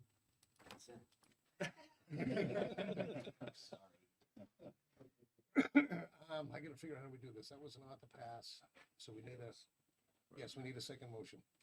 Okay, so the ought to pass motion on 1178 has failed. Sorry. Can I get a motion? We do have to go through this exercise, folks. Thank you, Mr. Chairman. Move ITL on 1178 and would like to not speak to that. Thank you. Representative Miller moves inexpedient to legislate. Is there a second? Second. Representative Fox. Any other last comments? Representative Palondon. Yeah, just very briefly, when this came up 2 weeks ago, I spoke with Chief Rourke of the National Police Department and the Chief of the Hudson Police Department, who I forget his name right now, Sheriff Newcomb, who also presented it to the Hillsborough County Chiefs of Police meeting 2 weeks ago, and there was a lot of concern on additional tinting on the windows. I was hoping for some written testimony to come in. Apparently, it hasn't, but I just wanted to share that information with the committee. And I'm glad you did, and I thank you for it. And I think we all have the utmost respect for the Department of Safety, all law enforcement. But as Representative Giason said, fairness is a good thing as well. Now, if this is the tint we're allowing people that have a disability or cancer, et cetera, to use, and I also can look at just about every cruiser out there and every fire vehicle out there that's got the same tint, if not darker, what's not fair about having the rest of us use it as well? That's my position on this. My only concern was that safety for not being able to visibly see something could be there. I don't see it. I think the 35 is fine, but I think what's fair is fair, and that is better. Anybody else from the committee? Representative Hill. Just to go along a little bit with the chairman's comments, we already still allow cars to come from other states with that tint on it. And as yet, I've been asking this for years, if there is any procedures or any techniques that law enforcement uses when they're stopping any cars from out of state that have that level of tint, or worse, or more, I guess. And there isn't. So I'm not sure what we're trying to protect against. So with that, I am going to vote against the ITL motion. Anybody else? Seeing none, I'll ask the clerk to call the roll. The motion on the floor is inexpedient to legislate on House Bill 1178. Vice Chairman Gorski, No. clerk votes yes. Representative Hill, No. Representative Foote, No. Representative Pataro, No. Representative Coker, No. Representative Giason, No. Representative Hamblin, No. Representative Vayu, Yes. Representative Rung, Yes. Representative Ryan, Yes. Oh, sorry, Representative Miller, Yes. Representative Fox, Yes. Representative Johnson, Yes. Representative Plamondon, Yes. Chairman Walsh. Nope. 8-8. 8-8. So the motion of inexpedient to legislate fails as well. This will move to the House floor with no recommendation. Obviously, I'll need volunteers for statements of intent for both sides. We can have it on who's going to do it? All right, that's fine. All reports will be in before we leave the building today, though. Tomorrow is the deadline. That being said, I'll close the executive session on House Bill 1178. A few minutes to reset. We'll go into 1165.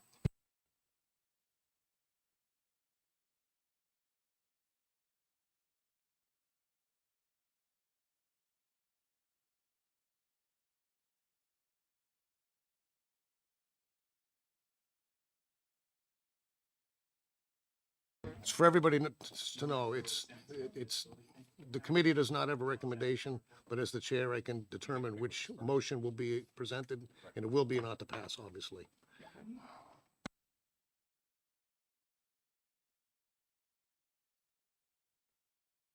So where's, I'm under no delusion.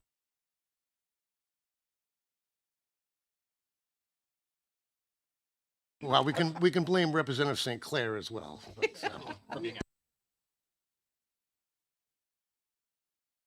For what it's worth, I actually.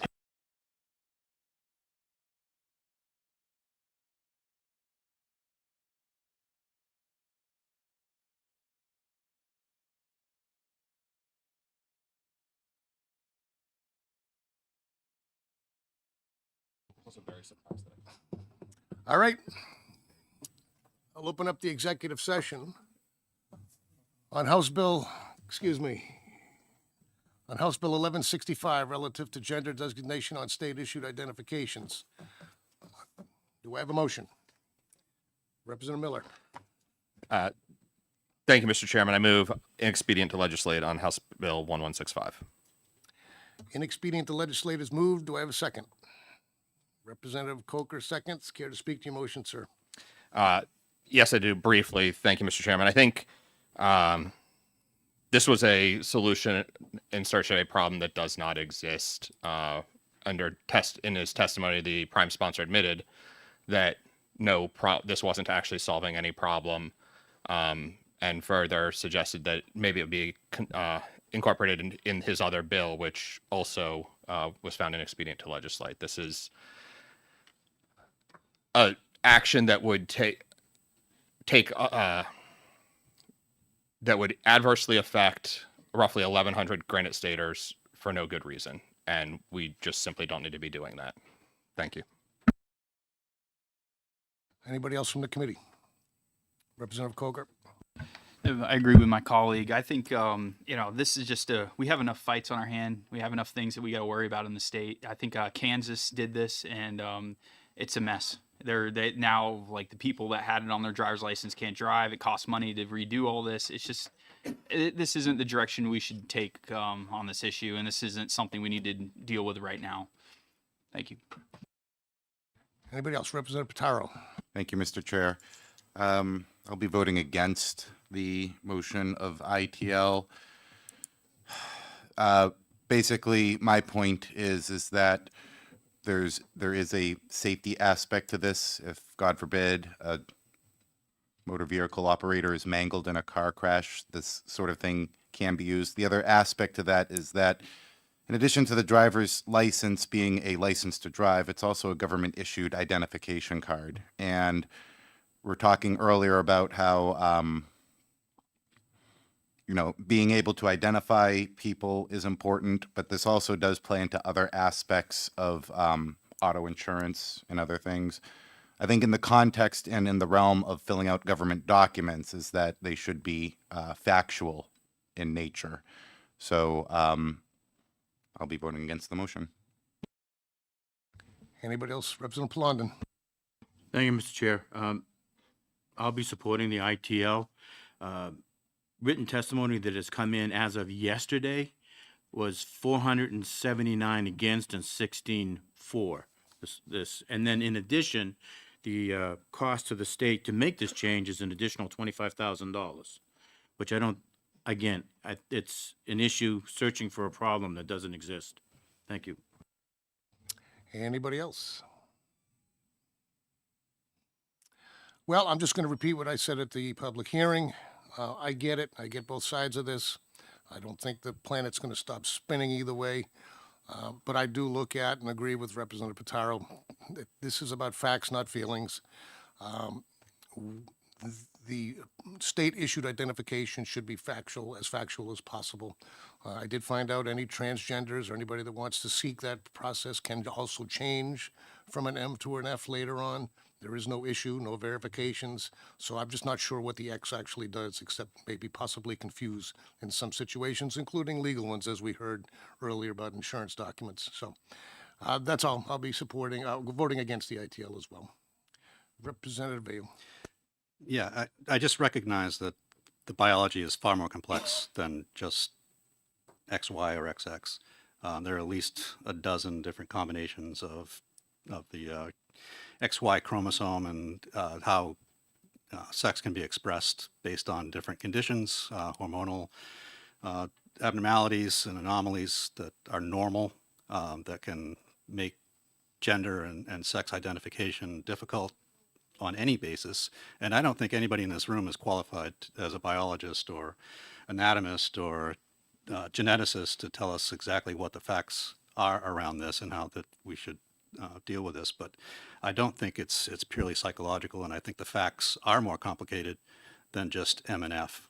So I will be supporting the ITL. You know, I have to say that argument could be used or should have been used when we actually decided to put the X on the license. But anybody else from the committee? Seeing none, I'll ask the clerk to call the roll when she's ready. The motion is inexpedient to legislate. Vice Chairman Gorski. No. Chairman votes yes. Clerk votes yes. It stays to two. Representative Hill. No. Representative Foote. Yes. Representative Pitaro. No. Representative Coker. Yes. Representative Giason. Yes. Representative Hamlin. No. Representative Vayu. Yes. Representative Miller. Yes. Representative Rung. Yes. Representative Ryan. Yes. Representative Fox. Yes. Representative Johnson. Yes. Representative Plumondon. Yes. And Chairman Walsh. No. 11-5.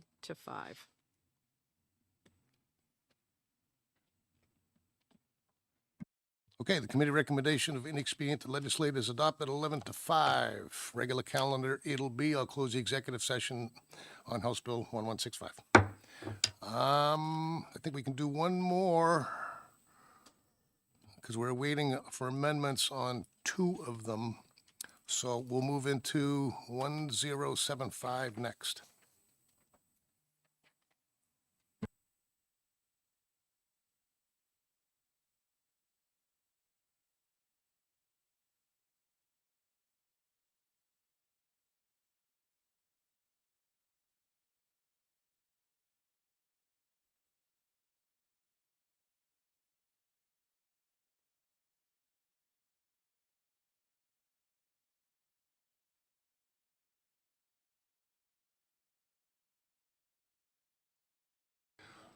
Okay. I'm going to open up the executive session on House Bill 1075, classifying recreational vehicles as a motor vehicle in the context of new vehicle arbitration proceedings. Chair recognizes Representative Hamlin for a motion. Thank you, Mr. Chair. I would like to recommend that we vote into ITL on HB 1075. An expedient to legislate has been moved. Is there a second? I saw Representative Pitaro first, but thank you. Care to speak to your motion, sir? Yes, thank you. So basically, we recognize the intent of this bill. However, we feel that it's within a number of different types of recreational vehicles. This bill doesn't go far enough in classification in order to be able to make this a workable bill. Anybody else from the committee? Representative Vayu? Personally, I'm conflicted on this because I do support the intent behind it. I agree that as written, it's it's probably not ready. I did put in an amendment that restricted the definition to a motorhome as defined in law, but I'm not sure that that's sufficient. I think I'm going to oppose the ITL because I think we could get this to a point where it would work, but I agree that it's difficult to see it as it is now. Representative Guyson? Thank you, Mr. Chair.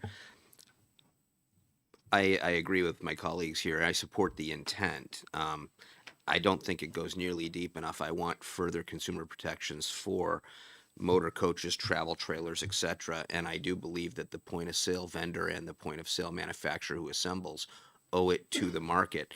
The problem that I have is this bill doesn't do that. And so I don't think that I have the knowledge or depth to be able to make the bill do that, but it's something that I would like to see in the future. Anybody else? Representative Miller? Thank you, Mr. Chairman.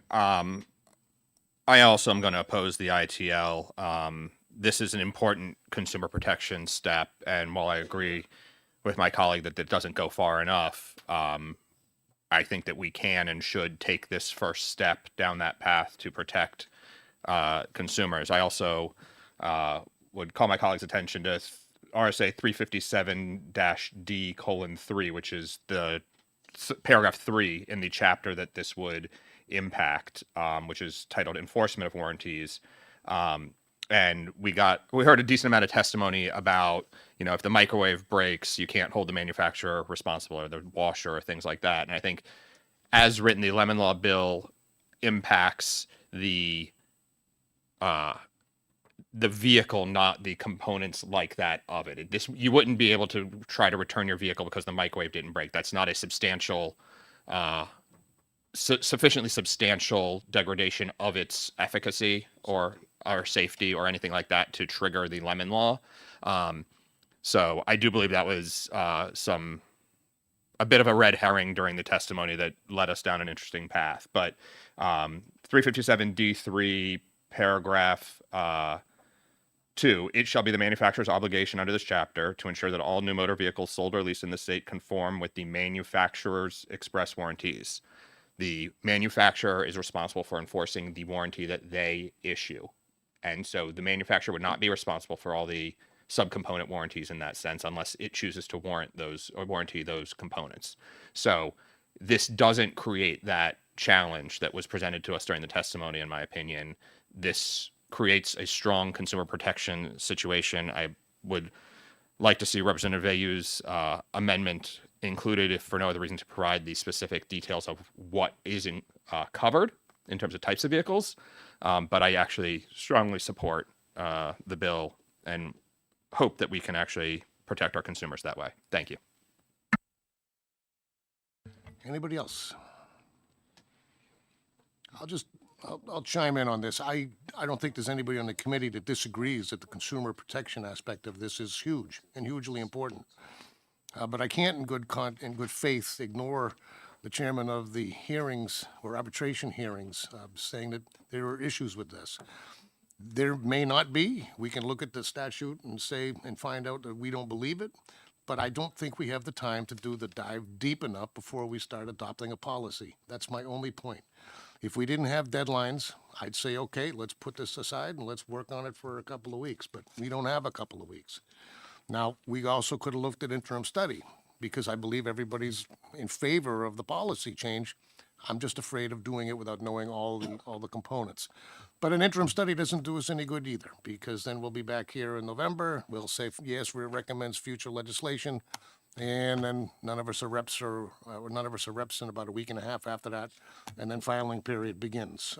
And actually, even before the end of the year, if somebody wanted to do their deep dive over the summer, there is a period of filing for next year's legislation before then. So I just think we should take a little more time before we start passing policy changes. I think there's probably going to, in my prediction, there's going to be some unintended consequences of just saying yes to this and then finding out later. So I think it'd be wise to vote the ITL for now. Anybody else? Seeing none, I'll ask the clerk to call the roll when she's ready. The motion is inexpedient to legislate. Vice Chairman Gorski. Yes. The clerk votes yes. Representative Hill. Yes. Representative Foot. Yes. Representative Pataro. Yes. Representative Coker. Yes. Representative Giason. Yes. Representative Hamlin. Yes. Representative Vayu. No. Representative Miller. Nope. Representative Rung. No. Representative Ryan. No. Representative Fox. No. Representative Johnson. No. Representative Plamondon. No. And Chairman Walsh. Yes, and I can't wait to see the look on Representative Flanagan's face when he sees this result. 9-7. Our recommendation is adopted 9-7. Yep. I'll close the executive session. This is regular calendar, obviously. I'll close the executive session on House Bill 1075. We.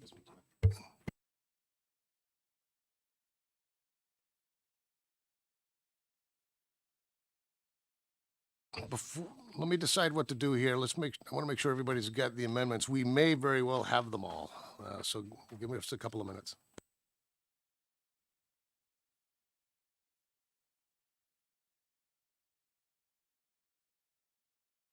Let me ask this. I handed out one a while ago. What amendment did you get? Is it 0901H? Yep. Okay. Yep.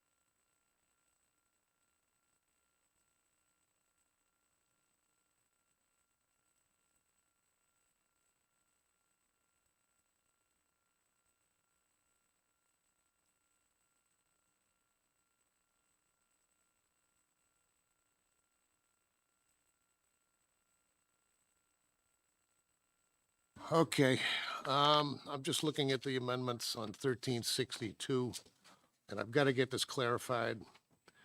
But it looks like because one of them's a replace all, it's going to be problematic with the other one, which is an insert by section 1, by replacing it with the following. So we have two replace all bills, or amendments here. I've got to get this sorted out before we act on it. So we're going to have to hold off on this for a few minutes. Let me check the other one.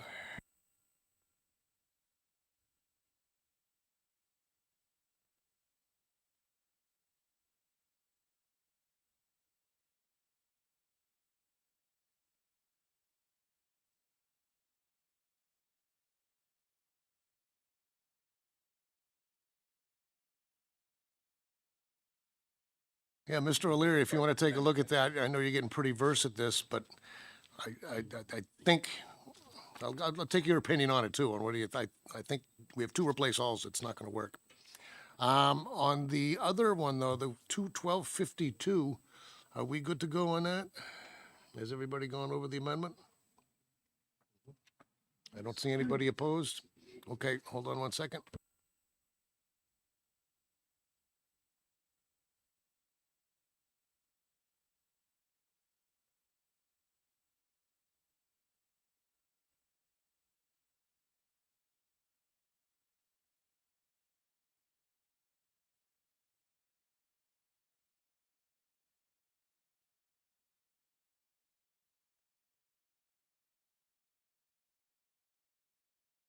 Did everybody get both amendments for 1336?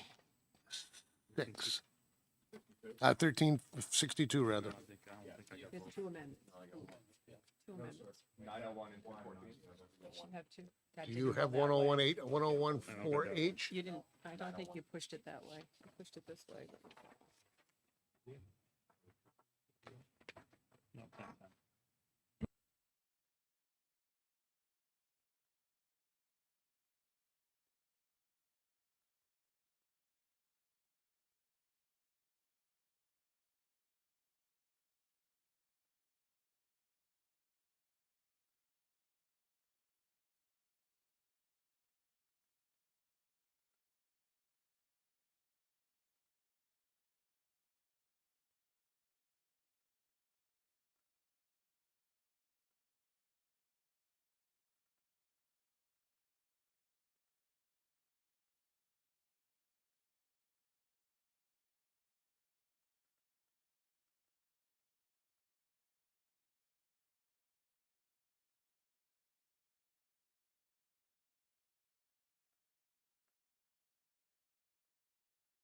About this first suggestion, we know I've got to sort one of them, 1362. Would you entertain a lunch, because I'm getting pretty hangry myself, maybe resuming at 1:30? Everybody good with that? It's a shorter lunch, and we'll still get out of here before the snow flies. Okay, so I will not call this a recess. I will call this a break, and we will resume our executive sessions at 1:30.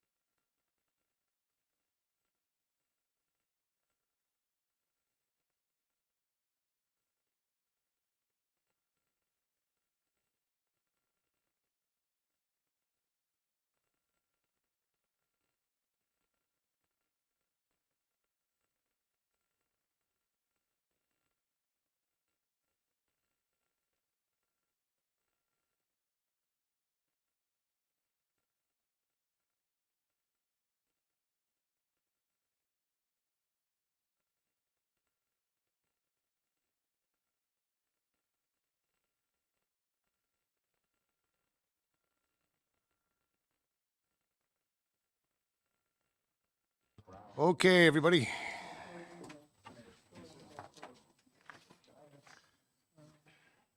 Sorry for the delays. We're still waiting for one corrected amendment, but we do have the proper amendment for at least one of these two bills. So I will open up the executive session on House Bill 1252, requiring the Department of Motor Vehicles to only administer the skills test for commercial driver's licenses in English and prohibiting the support of an interpreter for the administration of the skills test for commercial driver's licenses. Chair recognizes Representative Gorski for a motion. Thank you, Mr. Chair. I vote OTP for 1252. Ought to pass has been moved. Is there a second? Seconded by Representative Hill. This bill is open for further amendment. Chair recognizes Representative Gorski for a further motion. Thank you, Mr. Chair. I vote for OTP for Amendment 1010H. Representative Gorski moves Amendment 1010H. Representative Guyson seconds. Would you care to speak to your motion, sir? I would. Thank you, sir. As I mentioned earlier, this particular amendment really speaks more for the knowledge test, and the change in this particular amendment was basically from the question from Representative, I believe it was Ryan, which talked about the whole thing with the American Sign Language. So on line 17, we've made the addition with the phrase, with the exception of the federally mandated exceptions under 49 CFR Part 391. This addition added was from the recommendation from the Assistant Attorney General, who gave me that. Thank you, sir. Anybody else from the committee on the amendment? Representative Miller. Thank you, Mr. Chairman. This amendment does a lot more than just change the exemption for those who are deaf or hard of hearing and need a sign language interpreter. It adds an entire new section that the original bill did not have and that we did not have hearings about.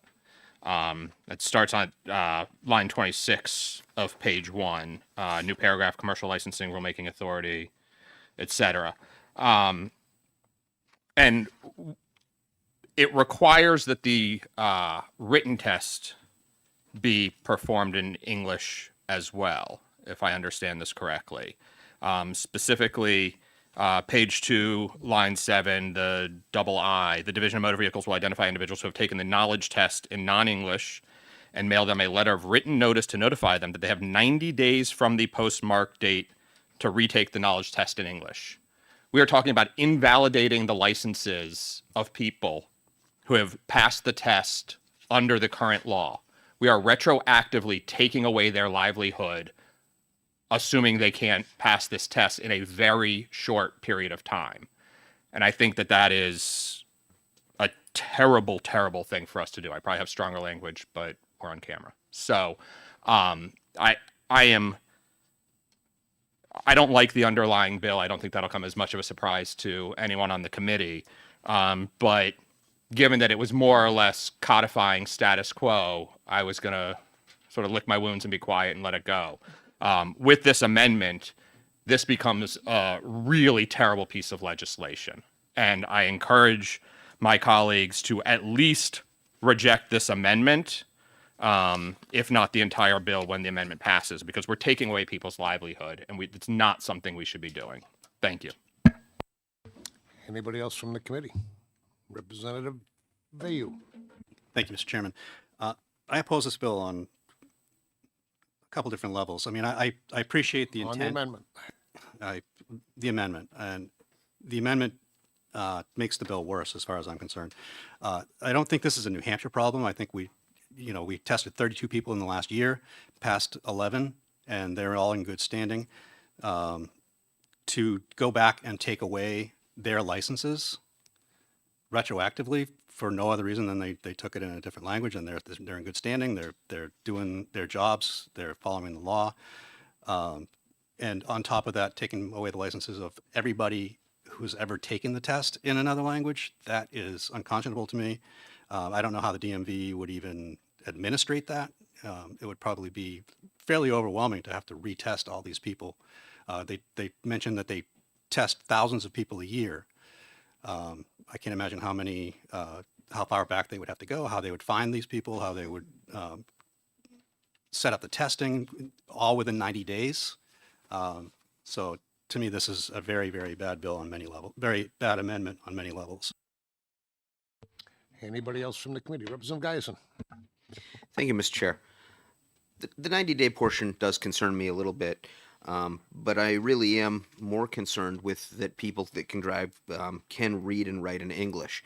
And I'll just say, you know, driving, I think it was US Route 3, the Everett Turnpike, over the past 2 weeks alone, I've seen an amber flashing sign that said an emergency speed limit for weather. I've seen it change to Jessica's Law, remember to clear your car. I've seen it change to a speed change for construction, and that's just in the past 2 weeks. And one of the things that we were talking about during the testimony was, can you in real time read the language of English on a changing sign?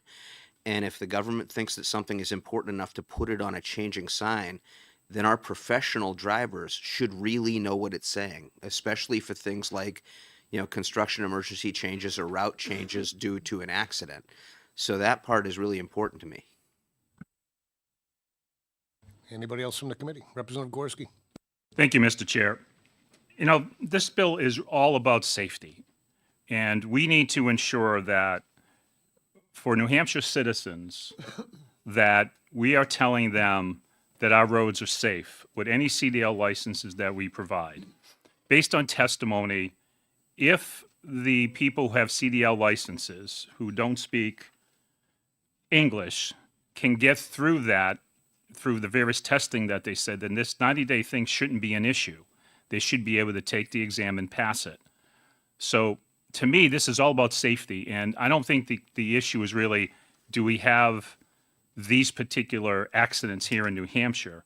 We have to ensure to let other people know and other states know that here in New Hampshire, we take this seriously, and we want to make sure that if you have a CDL license and you're driving a New Hampshire truck, you can be proficient in English, and we can add to make sure that the roads are safe. So I look at this as a safety issue, and that's why I would hope that my fellow colleagues would support this amendment. Thank you. Representative Hill. Thank you, Mr. Chairman. I was speaking to a constituent the other day, and his comment was, as I drive up 93 and I see a truck coming behind me, and I see one of the roadside changeable signs say, "Caution, black ice ahead," I would be much more pleased knowing that the person driving the truck behind me can understand what "caution, black ice ahead" means. And that was enough for me. I'll be supporting the amendment. Anybody else? Representative Miller. Thank you, Mr. Chairman. I just want to follow up on the statement based on the testimony, was a quote we heard, of who is or is not safe on the roads based on the current law. And the testimony I heard from the DMV was explicitly clear that by the time someone passes the practical exam, they are doing so in English and under the current and fully qualifying with the current federal rules. So, like I said earlier, we want to put into law that it has to be in English only, even though that's already what the federal guidelines say.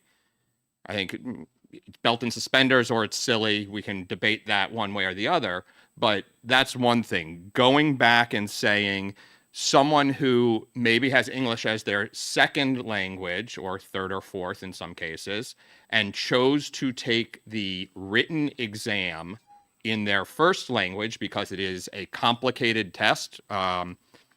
Outside of the testimony, I spoke with the DMV about that, and it's not uncommon for people to fail it several times as they are pursuing their certification.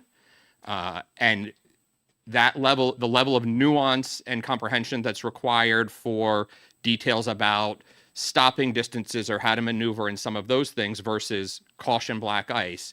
These aren't people who don't speak English at all frequently, certainly not as I understand it from based on the testimony we received of how the things they would have to do to receive their license and actually be an operator.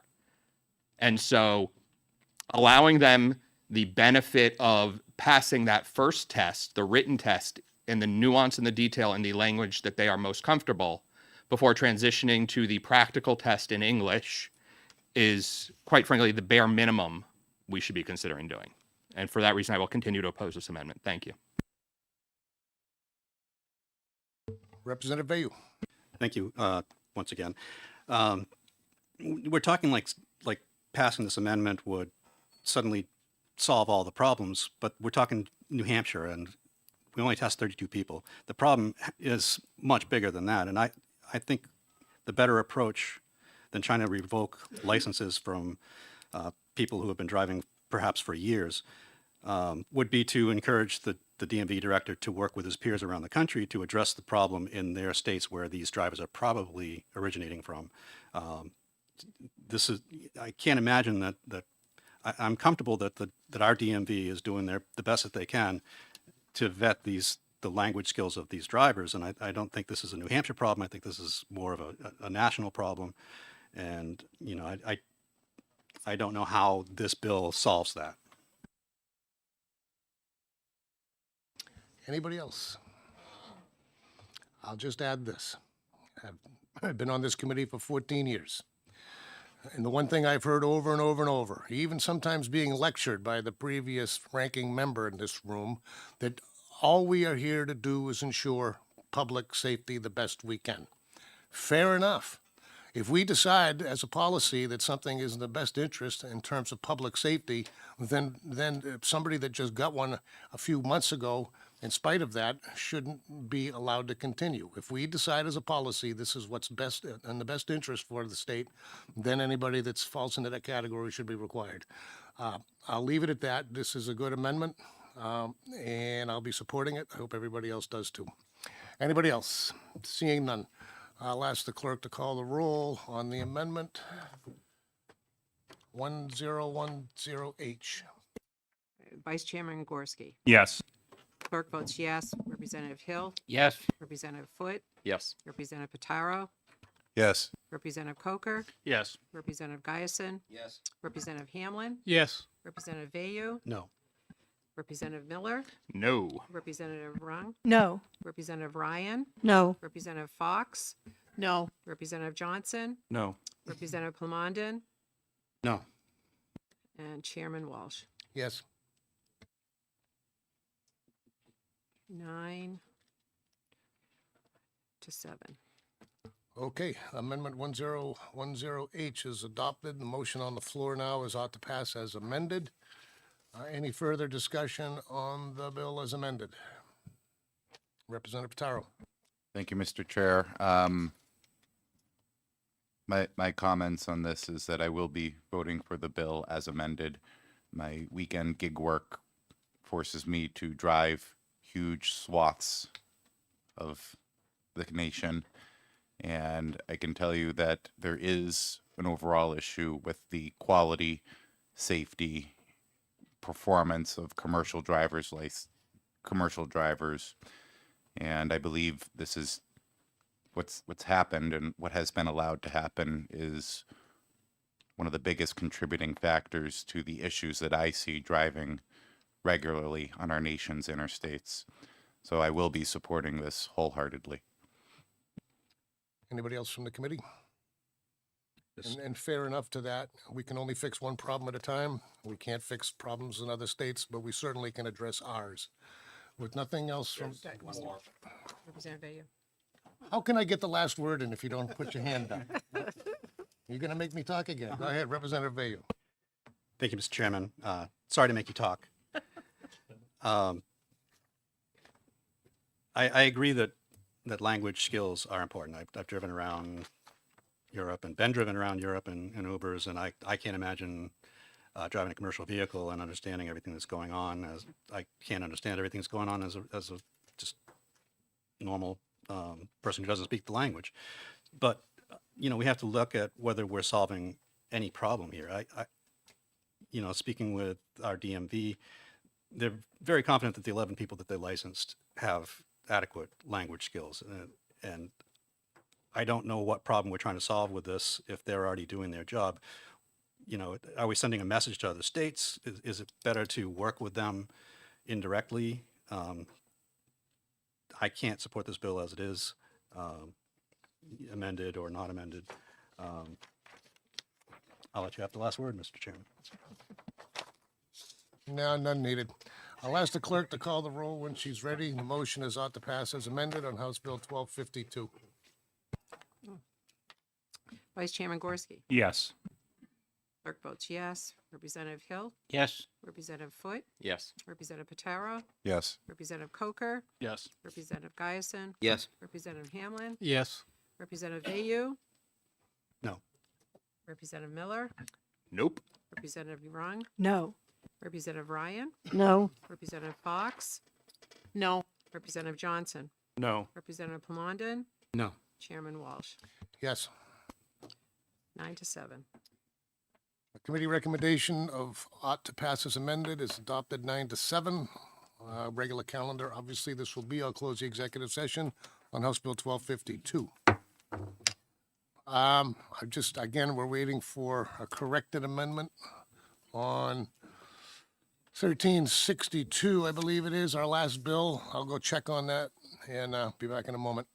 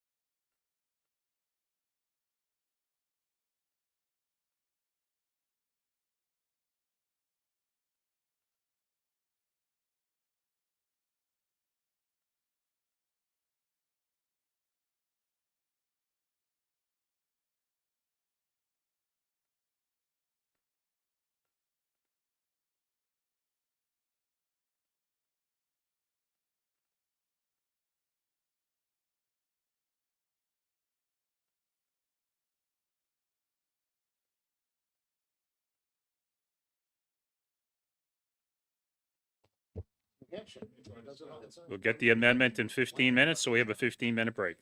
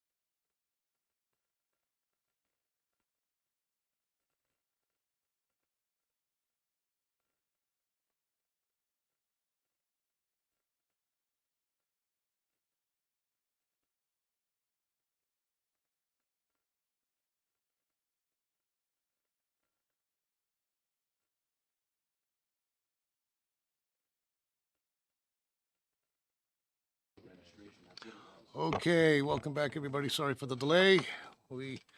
Has everybody got a copy of the latest and greatest Amendment 1022H? What I did for this one is rather than risking the confusion of replace all amendments with the two separate ones, I just had to merge it. So the replace all now would be the original bill and with the one of the other proposed amendments. I'm not talking to it yet, but that's the intent. If you want to look at it for a few more minutes, just give me an indication when you're all set.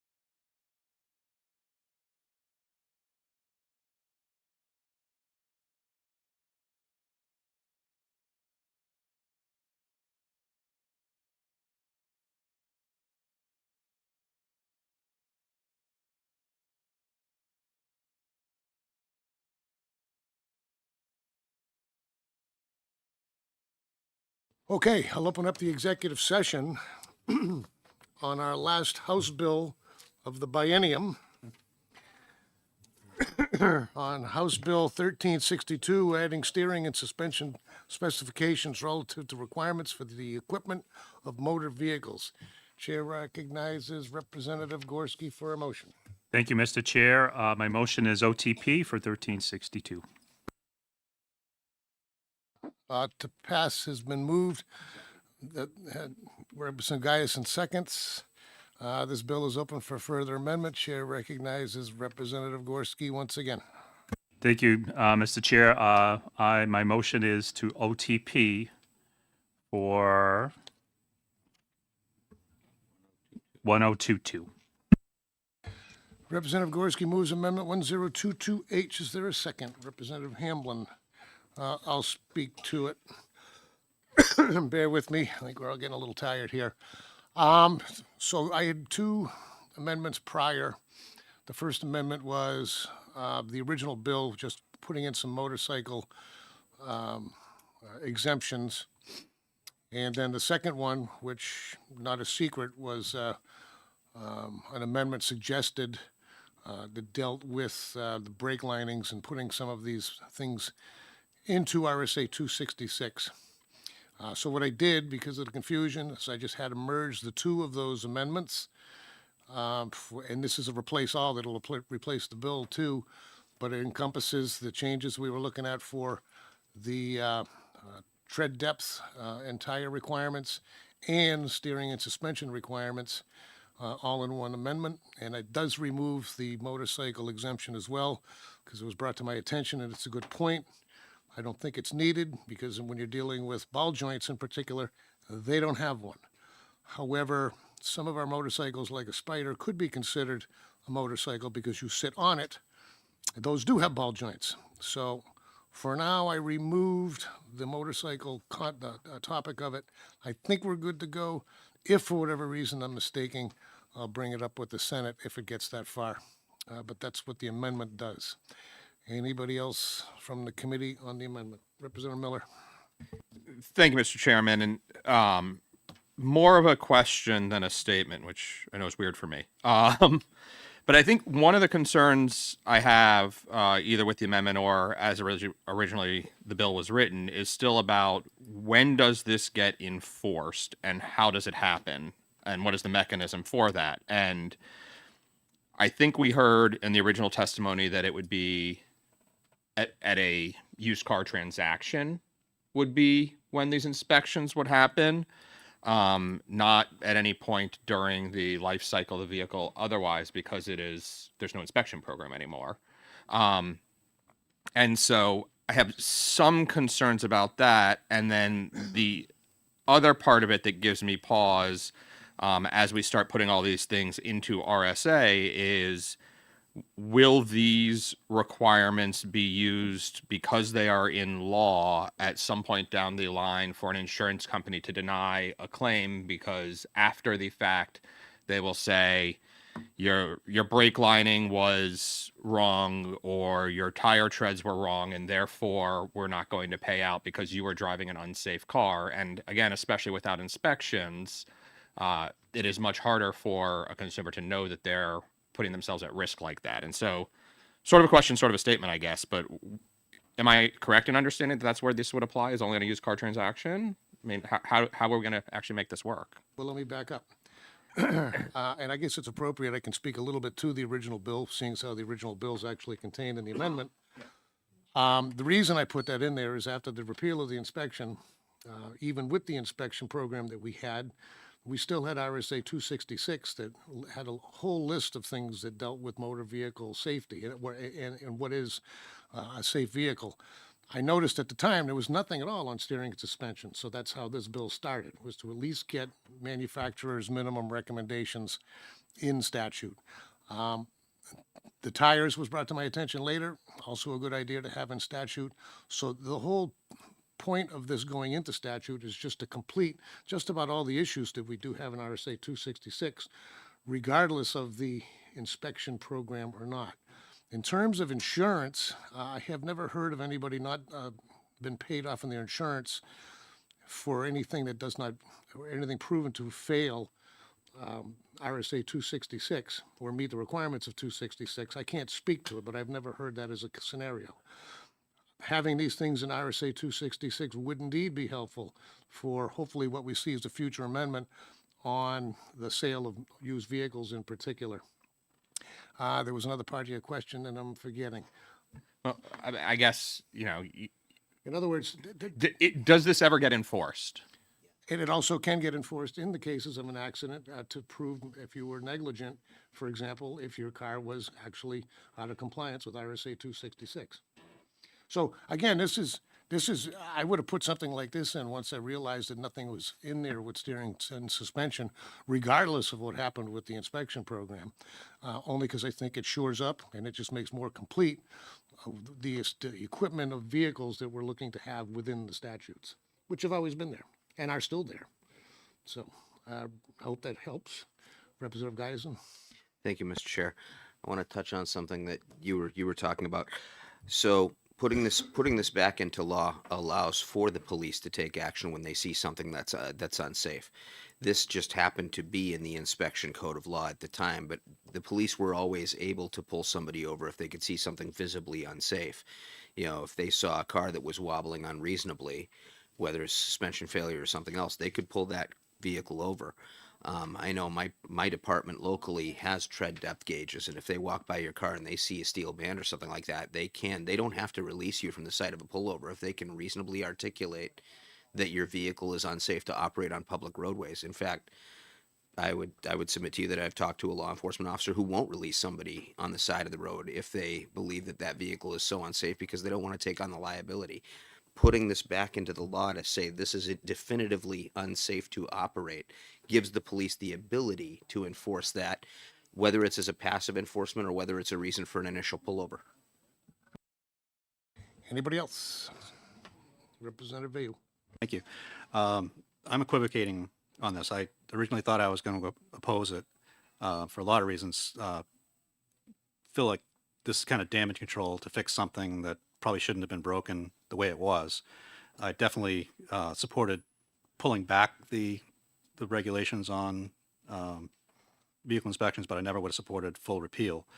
But I do feel like, and considering this is still in the legal process in the federal court and the EPA hasn't granted the waivers yet, my argument for opposing the last reinstatement of the inspection program was that we're just adding complexity to the process, and whatever comes out of the courts, we don't want to have to peel back the onion and figure out what we did and what we didn't do and where the laws still apply.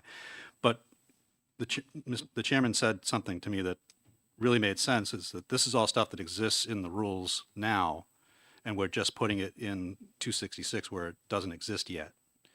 And if we do get into a situation where the courts say, you know, there's no more inspection program, you're right, and I'd feel somewhat responsible if someone had a problem with their vehicle, the police had a chance to enforce it, but because we didn't have it in 266, they couldn't do anything. And, you know, I'd rather err on that side and support this bill than to oppose it on any kind of principle level.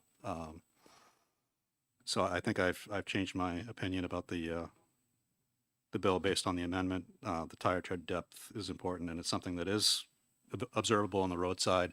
And I think having driven with tires that were bald, it is a dangerous situation to be in. So I may have changed my mind on this bill. Yeah, and thank you for that. And I'll just reiterate, excuse me, I look at these things, and yes, some of them are taken out of rules. I look at these things and say that they should have been in RSA 266 all along, regardless of whether we have an inspection program or we don't. I really, truly looked at this as a housekeeping measure. So that's why it's here. And again, I will be honest, I noticed the steering and suspension after reviewing 266 again, too, which if you've never read it in its entirety, it's a good read. You must do it. That's when I realized that there was nothing inside on steering and suspension to begin with. So that's what started this whole thing. And the tire thing was just suggestions from others about shoring up the statutes that we've got. Representative Palondon. Thank you, Mr. Chair. And my kudos and thank you to you for putting this together, because I think this is a step in the right direction for a true safety inspection. I concur with my colleagues Miller and Viano with my concerns about 266 and the way it's written now, and my concerns about enforcement, because really the only thing on here that is enforceable from the road is the tire tread. And the way it's written, all the other specifics, the brake performance and the steering box and wheel bearings. In fact, on line 27, no vehicle shall be operated on the ways of this state if, upon inspection, any of the following conditions are found. So upon inspection, that can't be done on the side of the road. Kind of the wording there I'm concerned about. The other thing that I feel is lacking is something referring to functional headlights, taillights, and directionals. Other than that, I really do like this. I would rather see an annual or biannual inspection implemented, because something like this is what my intention was all along, making it truly a safety inspection, removing all that 44 or 46 pages of regulations. And I think this does that. And again, my kudos to you. I'm still wrestling with it, though. Thank you. Well, you raised one good point upon inspection on line 27. That's annoying. It can be done on the side of the road. To be honest with you, steering linkage free play greater than a quarter inch is certainly observable from the side of the road, especially if you have two wheels towed in. I think now they have a legitimate reason to pull you over for more than a quarter of an inch. So it can be used. Well, tie rods are funny things. So that upon inspection, I don't think is crucial at this point. Again, my reasoning for this was just to put a few more things into the statute that'll match everything else that we have in there that still defines what a safe vehicle is, regardless of whether or not we have an inspection program or not. I think it's good to have it in there. So, anybody else from the committee? Representative Ryan. Thank you, Mr. Chair. Can I speak directly to Mr. Plamondon? Harshly, I hope.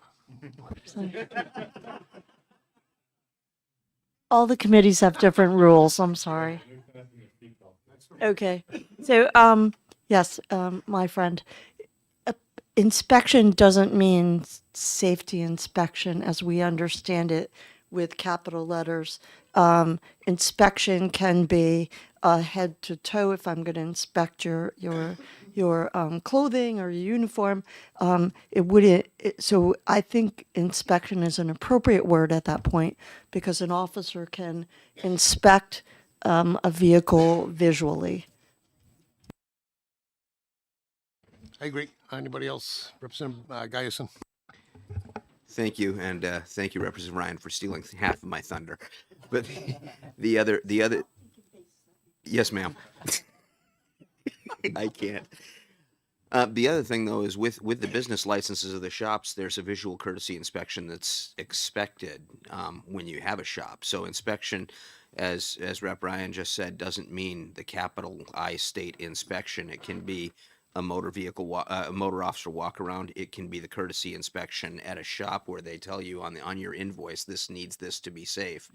And then at that point, there is an operator responsibility to maintain your own equipment, which was what this the argument under the underlying bill last year was all about: individual responsibility as opposed to government oversight. Anybody else? Representative Miller? Thank you, Mr. Chairman. Two things. One, 2666:31 covers headlights, and a little further down there is the tail light and stoplight section. So some of those things are in the RSAs. I still have some pause about the difference between brakes that work for stopping from this speed and this distance, and however you get there, versus the detail of the brake pad linings, and do we need to be getting down to that level of detail versus it just works. That said, I think like my colleague here, I'm come around a bit on this, and at the end of the day, having the details of what it takes to make sure a vehicle is operating safely is important. I'm still not sure the enforcement is going to work correctly, but having these rules does make some sense. So, thank you. Thank you. Anybody else? Yeah, I wish we could do that. Do you have an extra sheet? Yeah.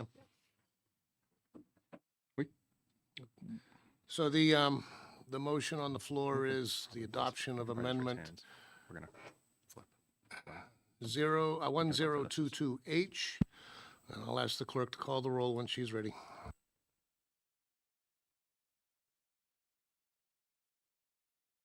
Amendment 1022H.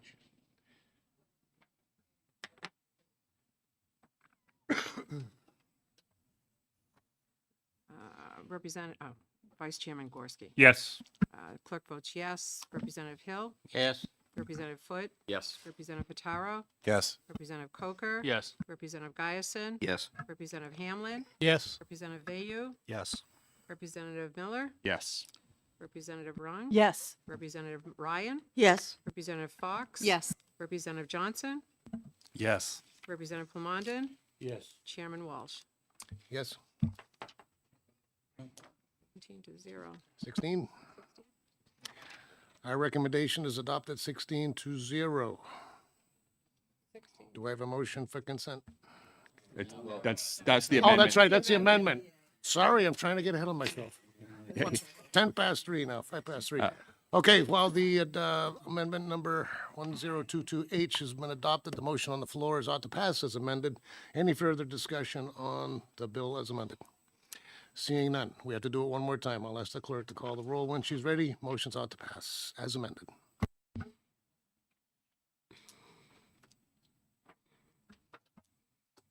Vice Chairman Gorski. Yes. Clerk votes yes. Representative Hill. Yes. Representative Foote. Yes. Representative Pataro. Yes. Representative Coker. Yes. Representative Guyson. Yes. Representative Hamlin. Yes. Representative Vayu. Yes. Representative Miller. Yep. Representative Rung. Yes. Representative Ryan. Yes. Representative Fox. Yes. Representative Johnson. Yes. Representative Plamondon. Yes. And Chairman Walsh. Yes. Move consent. 16-0. Thank you. Thank you for being so willing. Our recommendations adopted 16-0. Who was that? Representative Guyson? Guyson moves consent. Any objections to consent? Seeing none, consent it'll be. I'll close the executive session on House Bill 1362. All right, well, that's a wrap for our House bills. Please, can you get me the reports before you leave today? Because I'm going to submit them before I leave today. They need them by tomorrow. What's that? Thank you, both of our subs for the day. My pleasure. And okay, it's a deal. Actually, Miller's next, so.